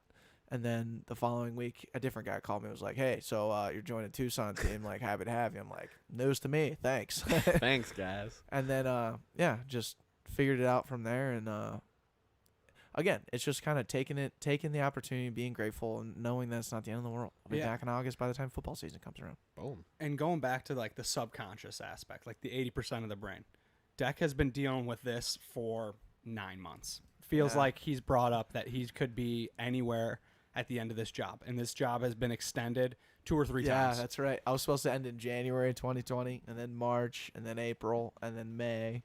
They kept me on for another 2 weeks. And The then, same construction project? Yeah, it just kept on getting extended. Huge job working on the parking garage at the airport. Yeah. Now that it's come to a close, this is what the reality is. But all of the time leading up to that, the subconscious in Deck's brain, which ultimately pushed what I believe in, is we will figure it out. Backpocket will figure it out. We'll adjust. We'll make the next opportunity, wherever situation we're presented, we'll make the best of it. And originally, that's not how I operate. I'm thinking like, oh, fuck, we're fucked. Deck's the momentum. He leaves. We're done. I'm the guy that, like, he says something, then I'm like, love that idea. Let's execute on it. Or like, how do you think we can execute on that, Deck? And he like comes up with it. I'm like, shit, you already have it figured out. Let's just do that. Yeah. And I'm sitting back like, we're done. Like, Deck moves, we're done. But the whole time, not one time did Deck think that we will take a step back in any sort of way. No. His mindset the whole time was, hey, dude, we'll be fine. I don't know where I'm going to be. I don't know how it's going to work, but we're going to figure it out. And subconsciously, I'm telling myself that now. I'm like, repetition of like, Deck's got it. Deck's got control in the situation. I'll have control on what's given in front of me. And that's all that we can ask for. And then we'll make Backpocket work in whatever form it does. So the 80% of the brain is true, because now that it's happened, I fully believe that Backpocket will flourish. It's actually going to do better than Deck and I being currently here together. I don't know how, but it will, because we're going to be forced to communicate a little cleaner. We're going to be forced to execute on things just finer. And he's going to be able to grow in Arizona, and I'm going to have the opportunity to now try to flourish here in Minneapolis, where Deck was kind of leading the forefront. I can be the freedom fighter here now. It's your time. It's my time. Kyrie's leaving Cleveland. Kyrie's leaving Cleveland. Dude, that's such a great point. Though. Yeah. So, hey, the subconscious, dude, give it the time of day. Yes. Appreciate it. Yes. Tell yourself you're going to be strong and healthy. Well, now you have to be, the first banana on the team, like Kyrie in Boston, Mm-hmm. Still got LeBron in Cleveland. I'm not saying there's that big of a discrepancy, because LeBron is the GOAT on the record. But Wow. I'm not a flat earther, dude. I went. He's a fool. But no, like, now you're gonna have an Arizona network, right? Apparently. You will now. Yeah, exactly. I can like hook you up with my Airbnb owner that gave me a 5-star review. Hey, let's start there. Well, I know. Let's just buy an Airbnb at this point. Yeah. Start renting it out. But no, I mean, that's the thing. Like, we were just talking about it. Life dealing you blows. It's all about how you react to it. If you tell yourself it's going to be fine, there's a way better chance it's going to be fine. Soon you'll start believing it, and that'll be the reality. So I think you guys are fine. We just saw the Zoom stock price going up. You guys can Zoom all day. We can Zoom all day, and he gets one flight a month back. We'll stock load a bunch of podcasts. That's the other thing. Like, if you guys are buddies, if you're real buddies, like, it's not like you're just shipping them off and you'll never see them. Like, we saw when Seedorf went out to San Fran, we saw him so much. Like, nothing even changed. And the times you saw him, it was probably even better because you organized an event around it. And when's the last time a guy organized an event around something? So true.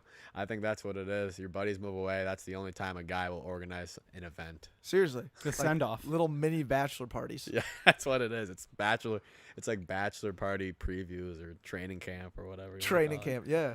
No, Nice. it's funny how that was, because like the second I started telling people, they're like, oh, well, we got to take a trip somewhere. I was like, okay, like, let's do it. There's literally nothing like organizing a trip. I'm dead serious. I love it so much. You love it? I love it. Like, looking forward to it on the calendar. It's just Nothing better. oh. But you're saying like you're the logistics guy. You're like, No. going to this Airbnb, doing that. That's not me. I'm just along for the ride. Oh. But- So he loves the date on the calendar. Doesn't like to plan it. No, I'm like the hype guy, in the group chat. I'm like, Oh, nice. Like, I'll get some coffee maybe midday. I'll be like, oh, 4 days out, boys. boom, yep, that's me. That's my role right there. Like, let's hype it up. I'm never the logistics guy. Honestly. Who's the logistics guy then? Oh man, golf trips. It's Justin all the time. He's a Yeah. golfing fiend. Is he still dating that girl?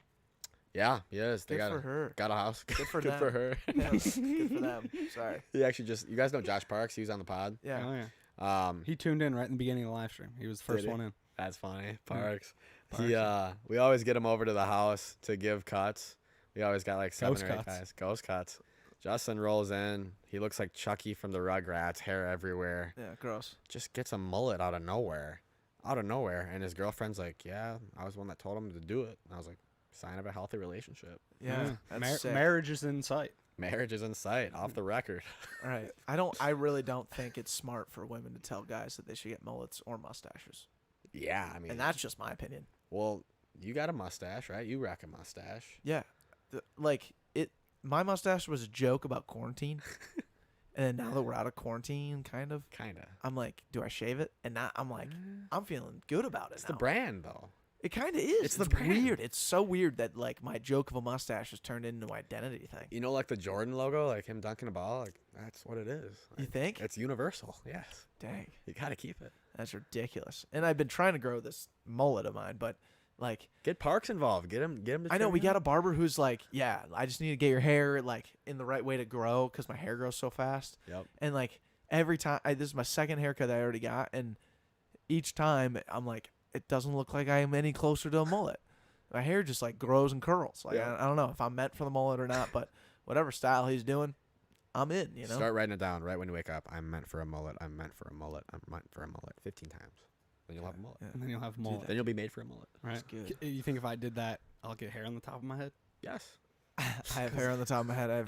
That'd be a funny TikTok. That would Actually, be funny. 'Cause it'd be really funny if you just wrote that all the time and then like voice over that and be like, if you write everything down 15 times, it's gonna be in your subconscious, blah blah blah. Like explain it, and then just show a picture of you at the very end. Like, Oh, never mind. Didn't work. Didn't get to my conscious brain. It's still bald. God, dude, that's so nuts. But are you okay? So looking forward now as like a 24-year-old, I just want to tap into that side of you a little bit. Like, I Your mean, 24-year-old self. what are My 24-year-old. Enough of this 22 self. none of this Yeah. 22, none of this, enough of that, right? Okay. I feel like I'm on the hot seat right now. no, hot seat, cool throne, whatever you want to call it, doesn't matter. But Iron like, throne. do you really see like what kind of stuff do you want to be doing going forward? Like, what's got you set on fire right now that you're like, if I could take this tomorrow and just launch, like, that's what I'd want to do. Is it? And I understand wholeheartedly, like, the corporate life just feeding you at like monetarily to enable you to do everything else. Great, but what is that everything else that you're super keen on? Man, it's a great question. It's a pretty deep question.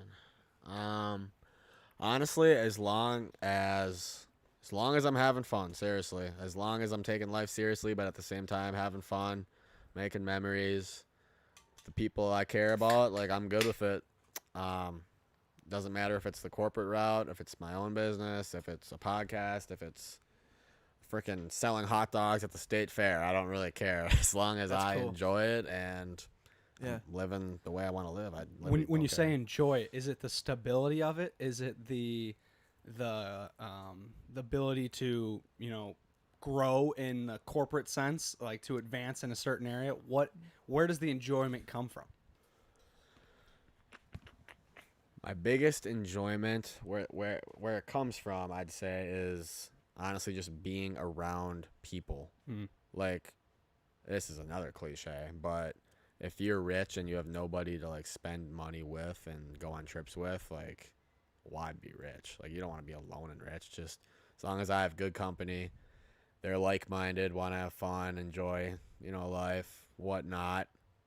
God, I wasn't prepared to get this deep. What the hell? But Dude, I love it. But I mean, it's just it's that simple, honestly. I Yeah. don't have like an elaborate plan at all. It's just wherever I get taken, and as long as it's fun, full of laughs, I'm all in. Fun and funny. That's the only two things I need. Yeah, and dude. stability, of course. Mm-hmm. You need the corporate stability. No, dude, amen to that, though.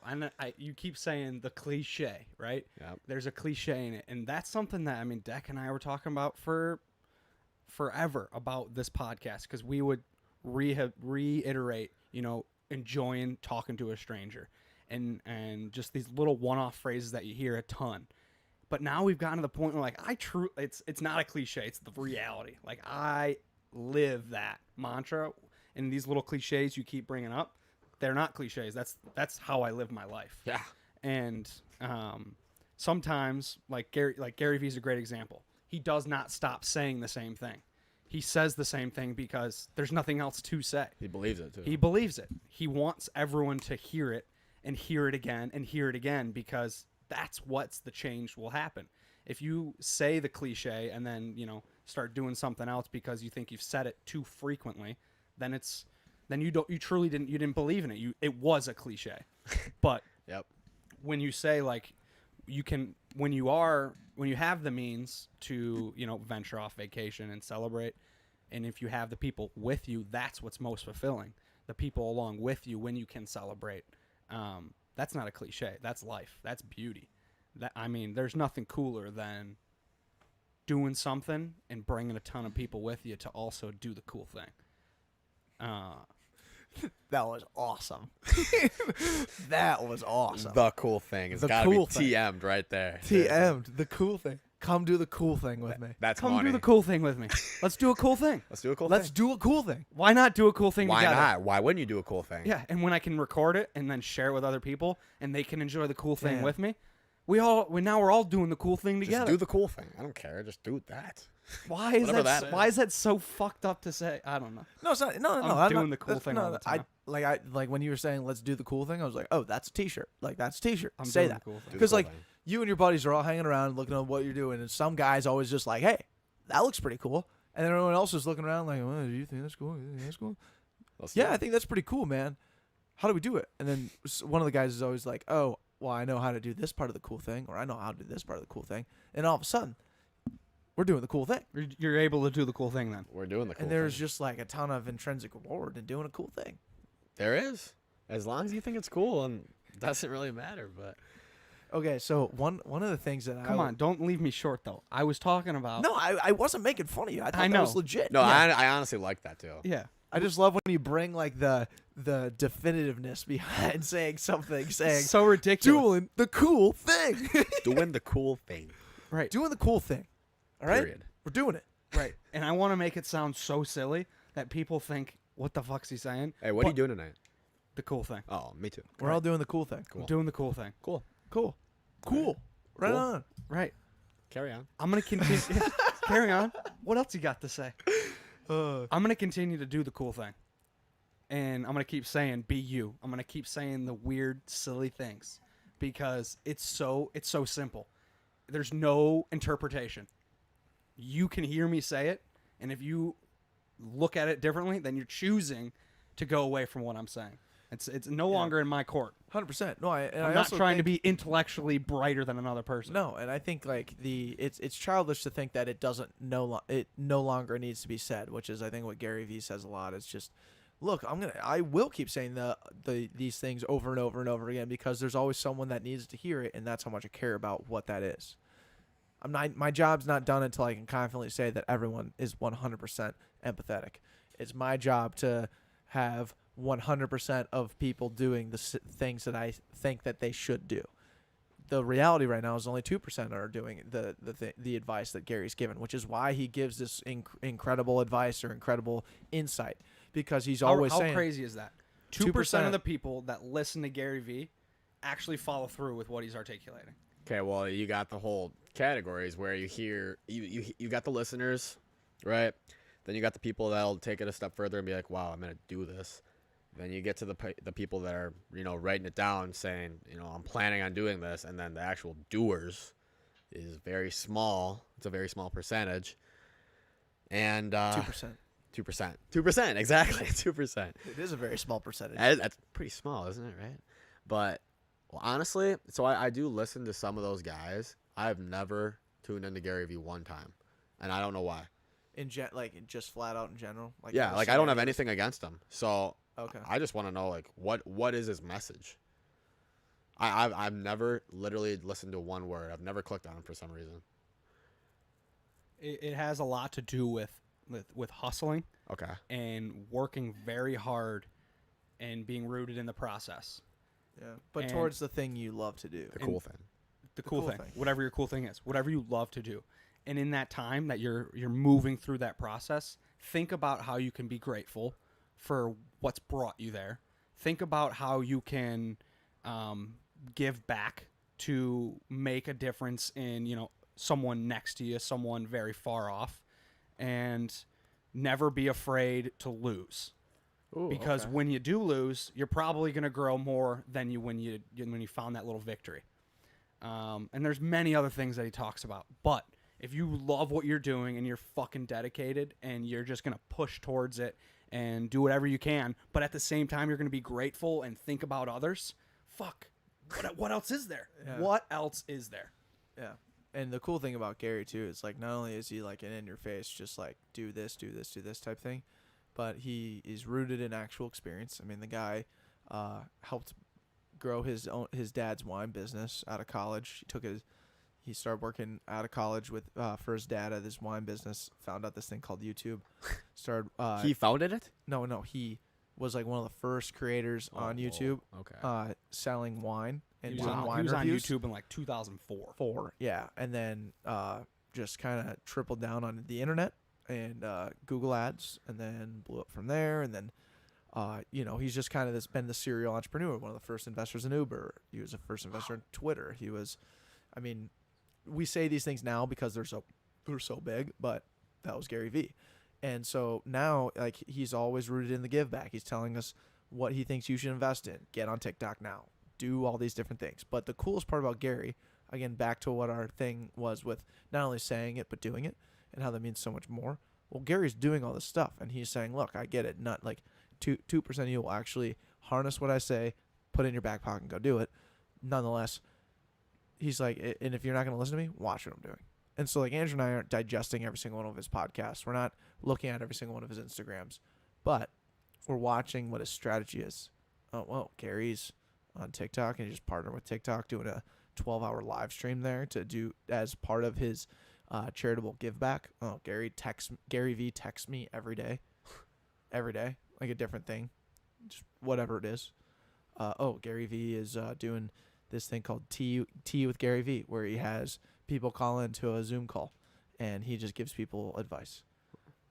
Oh, Gary V's on Twitter every day. Oh, Gary V's leveraging LinkedIn this way. Oh, Gary V's doing Instagram this way now. Okay. Interesting. Huh. He must know something that we don't.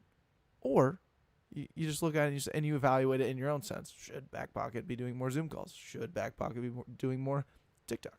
Should Backpocket be leveraging LinkedIn in this way? I don't know. But this big mogul's doing it. Might as well pay attention to it. Why not? Yeah. Huh. So that's Gary V. I think I gotta tune in. I mean, apparently he's ahead of the times with everything. If he jumped on YouTube and Uber, Well, he's just very competitive. He's very like trying to be in the times. Gary V's been wrong plenty of times. everybody is. I mean, He left YouTube. YouTube was willing to give him a big like chunk of, or not. I don't think it was an investment, but he was going to be like one of their creators, like a vlogger, and he ended up going to Vidler. And and it's again, you're like, what is that? Well, that's what happened. Like, it flopped. oh, okay. And he okay. took that deal because they gave him, 10 million or whatever. And that platform flopped, and Gary Vee always openly talks about it. Yeah, that was a flop on my end. I should have never done that. But Probably learned something though. right. So, like, who are the people that you digest the most? So I've read a Robbins book, Tony Robbins. Yeah. It's pretty cool. Obviously any like I guess I could throw out any book I've read, that author, right? But who do you like enjoy to digest, even if it's like a sports guy? Ooh, I love Bill Simmons. Ooh, you know what? No, who actually so he's a sports guy, but he has a lot of good metaphors for life. Is Colin Cowherd. I love Colin I Cowherd. listen to The Herd every day. Every day, yeah. Best of the Herd. At least the best of the. Golden Nuggets of the Herd. I will always tune in and just see what's going on. Yes. What Joy Taylor's saying. Joy Taylor. Yeah. Joy Taylor with the news. Joy Taylor with the news. No, I love the Herd. Yeah, Robbins. I don't get into really specific motivational guys. I kind of just bounce around the internet, honestly. Like what I was saying earlier. I don't like to go all in on one person's takes. You kind of got to take the temperature of a few different standpoints and then weigh it out, see what makes sense with you, what resonates with you. So I don't have too many names off the top of my head, honestly. I bet I've read a book by Napoleon Hill. I honestly only remember that because he's such a foolish name, Napoleon Hill. What are we doing there? But Wrote a book. yeah, did write a book. Public figure. Yeah, public speaker. P.S. GYB. Well, what kind of content does resonate with you? Like, what do you love just like digesting? I know you like digesting everything, but I like the mental improvement stuff and like the positivity stuff for sure. Cause like we said earlier, like why be negative? Like it takes more energy to be negative than positive, honestly. Like I just don't get why you'd want to like bring yourself down like that. So any, self-improvement stuff to boost your mental health or physical health or whatever, I eat that up because I don't know. I just feel like it's super valuable for everybody and everybody can tune into it. well, at what point did you realize that though? Probably after college when I started minorly decreasing my partying. But Did you just have like a lapse or like a void in time where you're like, what should I do? Or like how did it actually come into fruition? good question. I think I just with the 9 to 5 thing every day, right? Like you realize that you're not actually working every single minute, I guess. Yes. Right? So you're like, okay, well, how can I use my time better? And then time management starts becoming a thing in your mind. Like, okay, I have 24 hours a day. You got to sleep 7 to 8 with melatonin. So now you have like 16 hours. But like while you're awake, like why not maximize the time and fill your brain with positive stuff and things that's going to help you?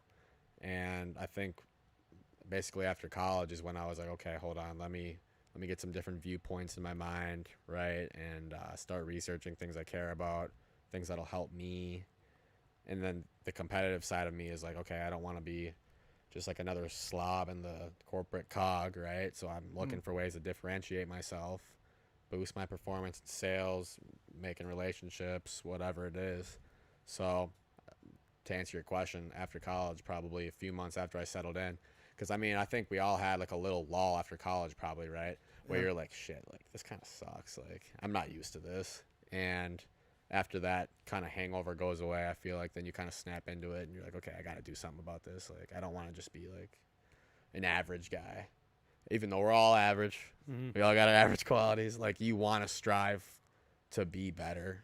And I feel like looking at that stuff at least gets in your subconscious mind that hopefully someday will come to fruition to push you over the edge, I'd say. Yeah, man. You're always challenging yourself. Yeah, like why not? Look internally and see where can I be better? Why am I, why do I feel tired right now?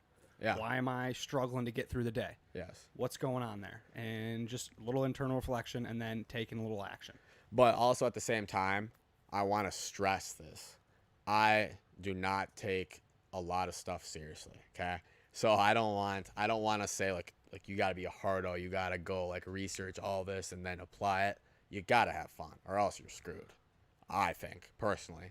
Like I know all my buddies would say the same thing. Anybody that is watching me on live right now that really knows me probably is like, what the hell is this guy talking about? Like he's a clown. And I honestly am a clown. So like you got to take it all into account, but then you can't take yourself too seriously at all. Like you got to have fun. Like we said, fun and funny things. That's all I look for. But like you want to mix in a little seriousness every once in a while when it counts. So that's what I think. I think like the seriousness like kind of gives you a roadmap or like turn left here, turn right there, like kind of the Google Maps, like, oh, this is where we're going type thing. But then once you know where you're going on that serious path of your career path, you're this, you're that, like you can't just blindly follow that. Right. You got to have fun. Yes. You got to look around and figure out what can I do to maximize my opportunity. Yes. And what do I actually want? Do I want to maximize my opportunity doing jujitsu and fucking rolling every day and going after it and beating my brain up or my own body? Or is it like, do I want to just like look for a patio at a brewery? Why not? Like here's a great example. Like when someone texts you on a Wednesday, middle of the week, you're hustling, you're tired, 4 o'clock. Yep. But then your buddy's like, hey, want to go to Bauhaus? Want to go to Surly? Want to go to this? And you're like, 90% of me says no, but that 10% says yes because I know there might be something there that if I didn't have that opportunity, I would probably regret it. Yes. Like you're hitting it on the head right now. I feel like balance of fun and taking it serious is a huge thing. and you can't let yourself get too serious and let yourself go through the motions and get robotic. You Mhm. gotta mix in fun, and you gotta harvest your relationships. You just do. Like relationships. So okay, like with this right here, we are like, we don't interact that much, but like now here we are, like having a great freaking talk for almost 2 hours now, and it's like you just got to do it. Like people, having relationships brings so much equity intangibly to you, and it can teach you something so important, and you just never know. So like when you are 90% no, you're out on a Wednesday, but then you're like 10% of me. I mean, that'd be fun. You see this guy, you see this gal, like. You never know what's gonna happen from there. It's just a domino effect, right? Yeah. So I'm kind of rambling here. No. Dude, that's an Instagram post. What you just said, that's an Instagram. There it is. I hope I look good there. Yeah, we're clipping it out. No, and But- and you looking good is our job. Where's my Marcus makeup? has I got- thought I was gonna get in makeup before this. No, we should get a makeup chick in here. That'd be really fun to have a makeup girl sponsor the podcast. Yeah. If you're listening and There you you know go. makeup, put us in touch. There Put we us go. in touch. It But was so funny. Oh, anyways, go ahead. yeah, I was gonna say to tap into the serious side. Yep. You know, like we're all goofballs here, Yes. but we love to balance. We love to bring in the serious, and sometimes in serious situation, pressure becomes stress, and anxiety starts to rise. But what do you have, George, in your back pocket to overcome these situations, to allow yourself to hone it in and move forward? There's one word that I have for you. Stretching. That's all it is. Bang, dude! Stretching. Bangs in he's in his back pocket, dude. Stretching. I came in and I wanted to say the affirmation thing, but we already talked about it, and then I was like, you know what? Stretching is just it. Stretching is it. Oh my god, dude! Can we like falsely promote you as like this yoga guy who just stretches a ton? Dude, okay. It's funny because senior year we went to Mexico, but junior year I was like a Zumba instructor in the pool. Like What? What?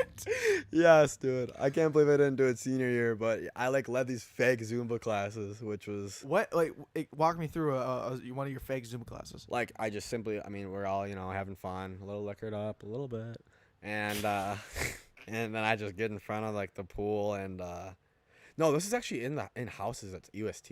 I'm same thing, but I just I'd start directing some Zumba classes. It'd be a quick bit, it's over and you're out. Yeah. Maybe that's where like this stretching past life came to me from. Like, Subconscious. subconscious. Yep. Dude, But, that rocks. uh, That rocks. that was EMS. impressive how you tied that in, by the way. You guys are pros. You guys were just ready for the back pocket question.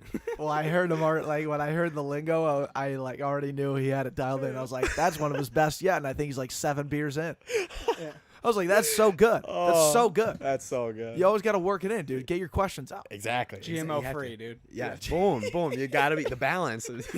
Yeah, USADA verified, certified. We're all good here. We're all good here, dude. GMO free. God, stretching's in his back pocket. That's Stretching. so good.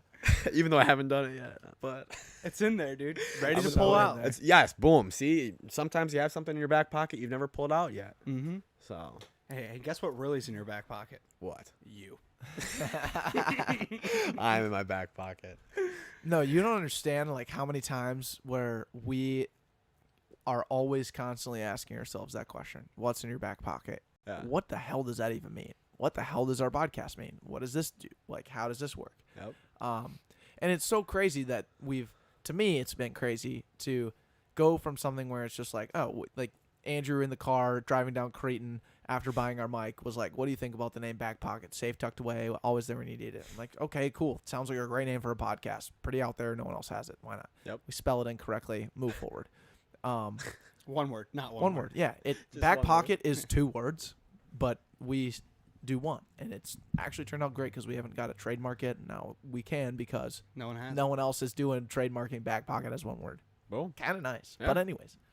Hopefully, no one jumps on it right now. Yeah. Really, Which fucks we gotta us up. The do villains of the world. Yeah. That's an action item. But nonetheless, it's grown from nothing to something. But the cool thing that I'm excited about is that it actually does mean something. What's in your back pocket is you. It's your life experiences. It's the things that you rely on in times of strife. It's the things that you always turn back to when times get tough. And it's always a good reminder to have something like a podcast or something, some other kind of people to put that in your back pocket. I get fired up about it clearly because we're the ones who are at the head of this thing. But get out of here, George. You going to the bathroom again? Dude, go. Go, dude. Sprint. Yeah. Sprint. Let me see your 40 time. Classic. Classic, dude. How are we looking, Marcus? We're looking pretty good. He's got to leave here in about 10, 15 minutes. 10 minutes, we should be 15. wrapping it up. Okay. Yeah. Okay. And we got and I was ready to tee up the next question, by the way, Yeah. so don't worry about me over here. Yeah. No, we got to really end this thing with a bang, With guys. a bang. With a Yes, sir. bang. We got to really give him something that he's never heard before. You know? Right. So the checkout, Oh boy, the checkpoint. checkpoint. Yeah, we're back. We're back. We're back. I got you. June Yeah. June 5th. June 5th. June Yeah. 5th. Let's count on it. I know the Releasing date. June 5th. I might not know the name of the podcast, but I know the date, There we go. And that's half the battle. and that's half the battle. That is half the battle. June 5th. It's happening. It's happening. Boo- It's going to booyah. be out there. And you have a logo and everything? Got a ready to launch? logo and everything. Okay, sweet. Life is good. Dude, Com- sweet. commit to June 5th. I will. You Alright, will. I will. And it's Sweet. with Austin Yoakum? It is with Austin Yoakum. Yep. Fuck yeah. So And it's just that Austin one Yoakum, episode. And it's Austin Yoakum talking esports. Yes, sir. That's fucking hilarious. I love that. And I know he plays a lot. He's like super committed to Fortnite out of nowhere. Yeah, it was weird. Because I was talking to him about, I was like, I'm thinking about doing this podcast. He's like, what about? I'm like, I'm going to do video games because that's what I know. And he was like, cool. And he's like, if you ever need help with it, like, let me know. It's like, do you even play games? Like, what do you do in your free time? Because we don't really talk about it a ton. He was like, well, I play Fortnite. And I was like, oh, okay. Yeah, we can talk about esports because that's a pretty big esports game right now. And so that's what we ended up talking about. So yeah, the first episode has Austin Yoakum in it. Sweet. And it's talking about Fortnite, I'd imagine. Because It's he talking does not more like. about Call of Duty. So it's Oh, talking okay. specifically about the Call of Duty like esports league, and then we kind of dived into how it's been a while, but we talked specifically about how training an athlete for like the court or for a field is different from how you would train an athlete for gaming or for long-term streaming. So that was part of it, and we kind of just jumbled And around. he had takes on He had how takes. to train in esports. Mm-hmm. Yep, he had his own idea Perform. about how he would do it, like how he would go about it and everything. So Love that. definitely stay tuned for June 5th. Is It's it? going to be good. Yeah. Does training for esports have to do with not looking at screens from time to time Yes. to work Yes. the eyes Mm-hmm. outdoors? To exercise, get the blood flowing, because once you sit down for so long, you got to get up, you got to stretch, Right. you got to do all those things. Good callback. Yes, sir. Gotta stretch. But yeah, Interesting. So yeah, helping in working out before or just getting up and moving and doing something is definitely beneficial for gaming. Amen to that, dude. Wow. Yes, sir. God bless. George, you're back. I'm back. What do you think of that bathroom, by the way? Honestly, it's high tech. You think? It's Really? like one of the best bathrooms I've ever been in, to be honest. Dude. What's it in Don't just comparison- throw that out there. Yeah, don't just do that. I'm just throwing it out. Come on, to the Yeah. millions of people tuning in right now, you're going to do Billions, that? billions. Billions. Silence. No, Oh, it's China. so what's going on in the toilet? You guys got what the hell is that like? The safety grip. Yeah, what's the safety grip all about? Well, we broke the cap to it, so we put a vice grip on there. Okay. Who's Yeah. the handyman that did that? Me? Wow, I couldn't do that. No, you could. It's not that hard. No, I guarantee I couldn't. I'm bad with tools. Well, no, it's probably you're just bad at figuring out what tool to use to get it to work. Fair. I just know that a vice grip exists in our basement. I'm like, okay, put that on there. And that's how you access the bidet. You Of course. you You move torque the vice that grip. bad boy. You torque Okay. it. And let me tell you, it's got some force. Now this makes sense. So Yeah. George, I'll say it, dude. You, for some reason, you have an insane TikTok audience. We've been streaming to like 3-4 people this entire time. On TikTok. Same with Instagram. We've been hitting up 6-7 people. Wow. Okay, we're hitting PRs out here. Yeah. Well, it's funny because I just checked my my phone in the bathroom. My own father screenshotted me on the Instagram live. He was like, "Way to go, G." Is your dad also named George? Yes, he is. What's that like? So I was named George. I was going to be Brennan until I got born on his birthday. Brennan, not Brendan, not Brundon, Nope. but Brennan. Not Bronson. brunch. Not brunch in Hudson tomorrow morning. I'm going to Hudson for brunch, big time. Wow, Got it. sick. But yeah, it was Brennan with 2 N's, 3. And I got born on my dad's birthday, and his dad's name was George. So now I'm George the third, technically. So G3. yeah, G3, G3. new Gatorade brand, I guess. Fuck yeah. G2 is terrible. G2 sucks. Yeah, G2 Gatorade sucks. Gatorade Zero is the best hangover drink possible. I swear to God. Interesting. Swear. Pedialyte. Yeah, though? Pedialyte. It's true. That's like a cheat code though. That's like killing fish with dynamite, I feel like. Yeah. What about like all of the startup brands that claim to be the hangover cure? Vitamin water, body armor, I know them all. No, there's like an actual there's a pill you can take No, now. isn't it the sniff thing? Was it? I don't know. I got hit by their ads a couple times. They were on Shark You Tank. probably know. Yeah, there's the Shark Tank That's ad the one I'm thinking of. one. Yeah, I don't know. There's a company out there right now that does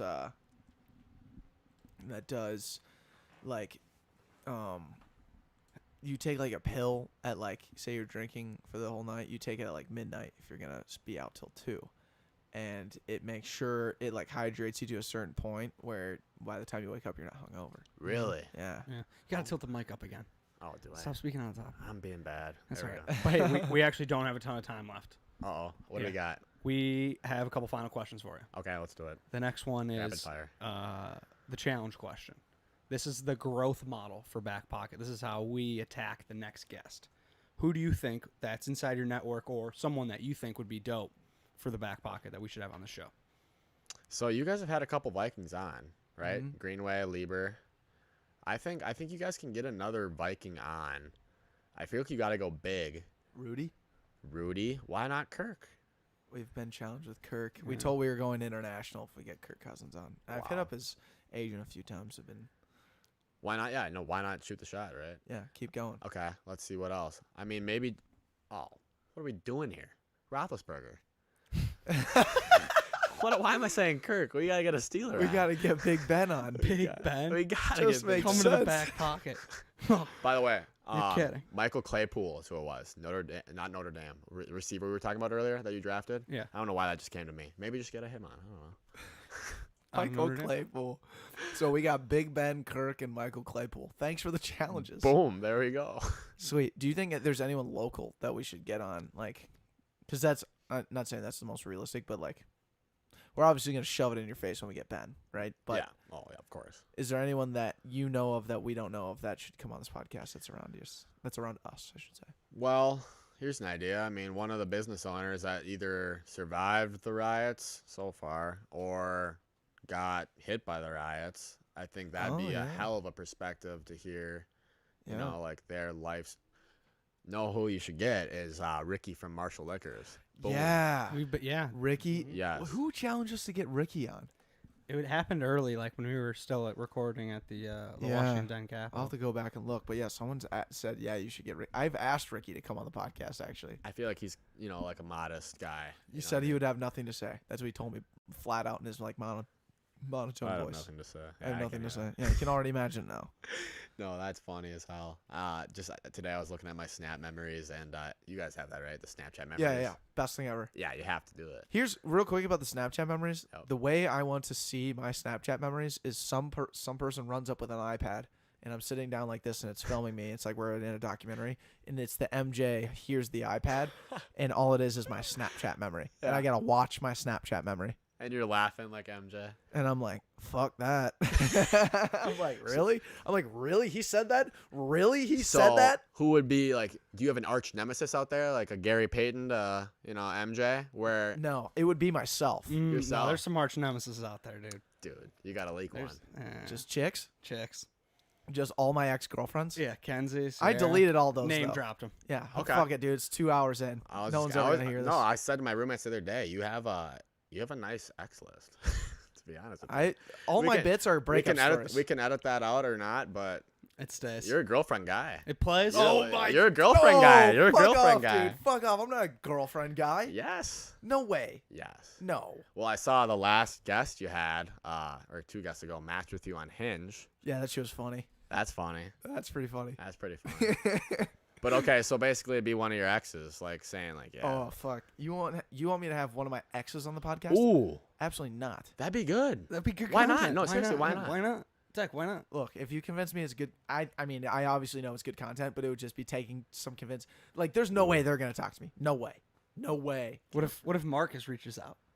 Yeah. Oh my God. If we had someone within back pocket be like, "Hello, I would like to know if you want to come on the podcast and hang out with Declan. He wants to have you on." Just offer them a free stock of Zoom, and they're in. No. We already had Sierra on. We'll give him Sierra's like busy coffee, our a busy ex-girlfriends. glass, and a Metro mug. Hour? There's an hour? Yeah, we had our ex-girlfriends on the podcast season 2. They were the current girlfriends. Oh, I thought girlfriends it at was the the time. same one. No. But it's funny because we went I was back like, whoa. after we were officially like done with both of them, we went back and edited that episode and said, like, disclaimer, we're no longer dating these two girls. It's pretty funny. That's funny. That's funny. Yeah. Okay, so yeah, let's go with that challenge. Either the ex-girlfriend or Ricky or a business owner that's gotten hit by a riot. Yeah, look. And or Kirk Cousins, Ben Roethlisberger. Yeah, and or Yeah. Kirk Cousins, Michael Claypool. Pittman. Michael The guy we drafted, Johnson, Webster, Franklin. Wilson, Yeah, Franklin, Johnson. Johnson. yeah, Black. I don't know. Yeah. No, the only I'm not O'Doul. gonna interview my ex-girlfriends on this podcast, but I will make jokes about them. Okay. Like my best bits are my ex-girlfriend jokes. Do they hear him? Do you think they hear him? No. No, I Are you like sure? Yes. eventually yes. Like Okay. I've been writing the Kenzie breaking up with me joke for voting for Hillary Clinton joke. I've been writing that for 7 months. That is hilarious. That's literally how I started that's how we started the podcast. Wait, I gotta hear this quickly. I gotta hear like a quick like. How much time we have, Marcus? no, we got to hit him with the final question. Damn it. And then you could tell it off air. Yeah, off air. Yeah. Off the record. Yeah. Off the record. All right. Final question, George. What did you learn today from the moment that you woke up to when we're having this conversation? One thing that I learned. Well, first of all, this is a hell of a studio. That's my first thing I got. Thanks, man. Secondly, you guys are natural conversationists because I came in and I was like, wow, there's no agenda. And it turned out to be, did we record for 3 hours, 2.5 hours? Two, yeah. 2.5. I mean, damn, I learned the power of conversation. That's what I would say. Perfect. Like, Love that.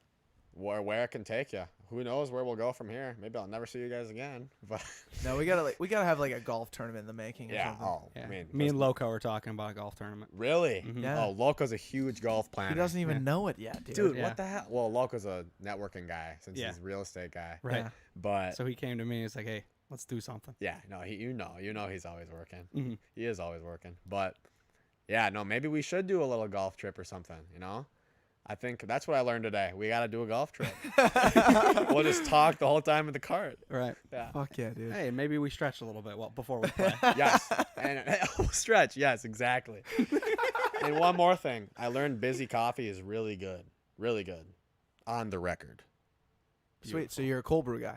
Huge cold brew. So are guy. you team busy cold brew? 100%. Fuck yeah. Got it right there. Huge. Well, hey, we'll send you out with a bottle. Enjoy it. But hey, dude, honestly, hell of a podcast. Great Hell work. of a podcast. That Fun. shit rocked. Yeah, that was I mean, I think it's good.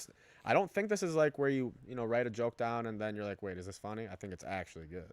Okay. Mhm. Yeah. Right. Nice. Good confidence on the record. On the record. Dude, love that.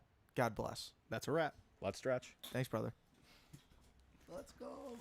Let's go. I thought that was a hell of a time. stretching bit, dude. Dude.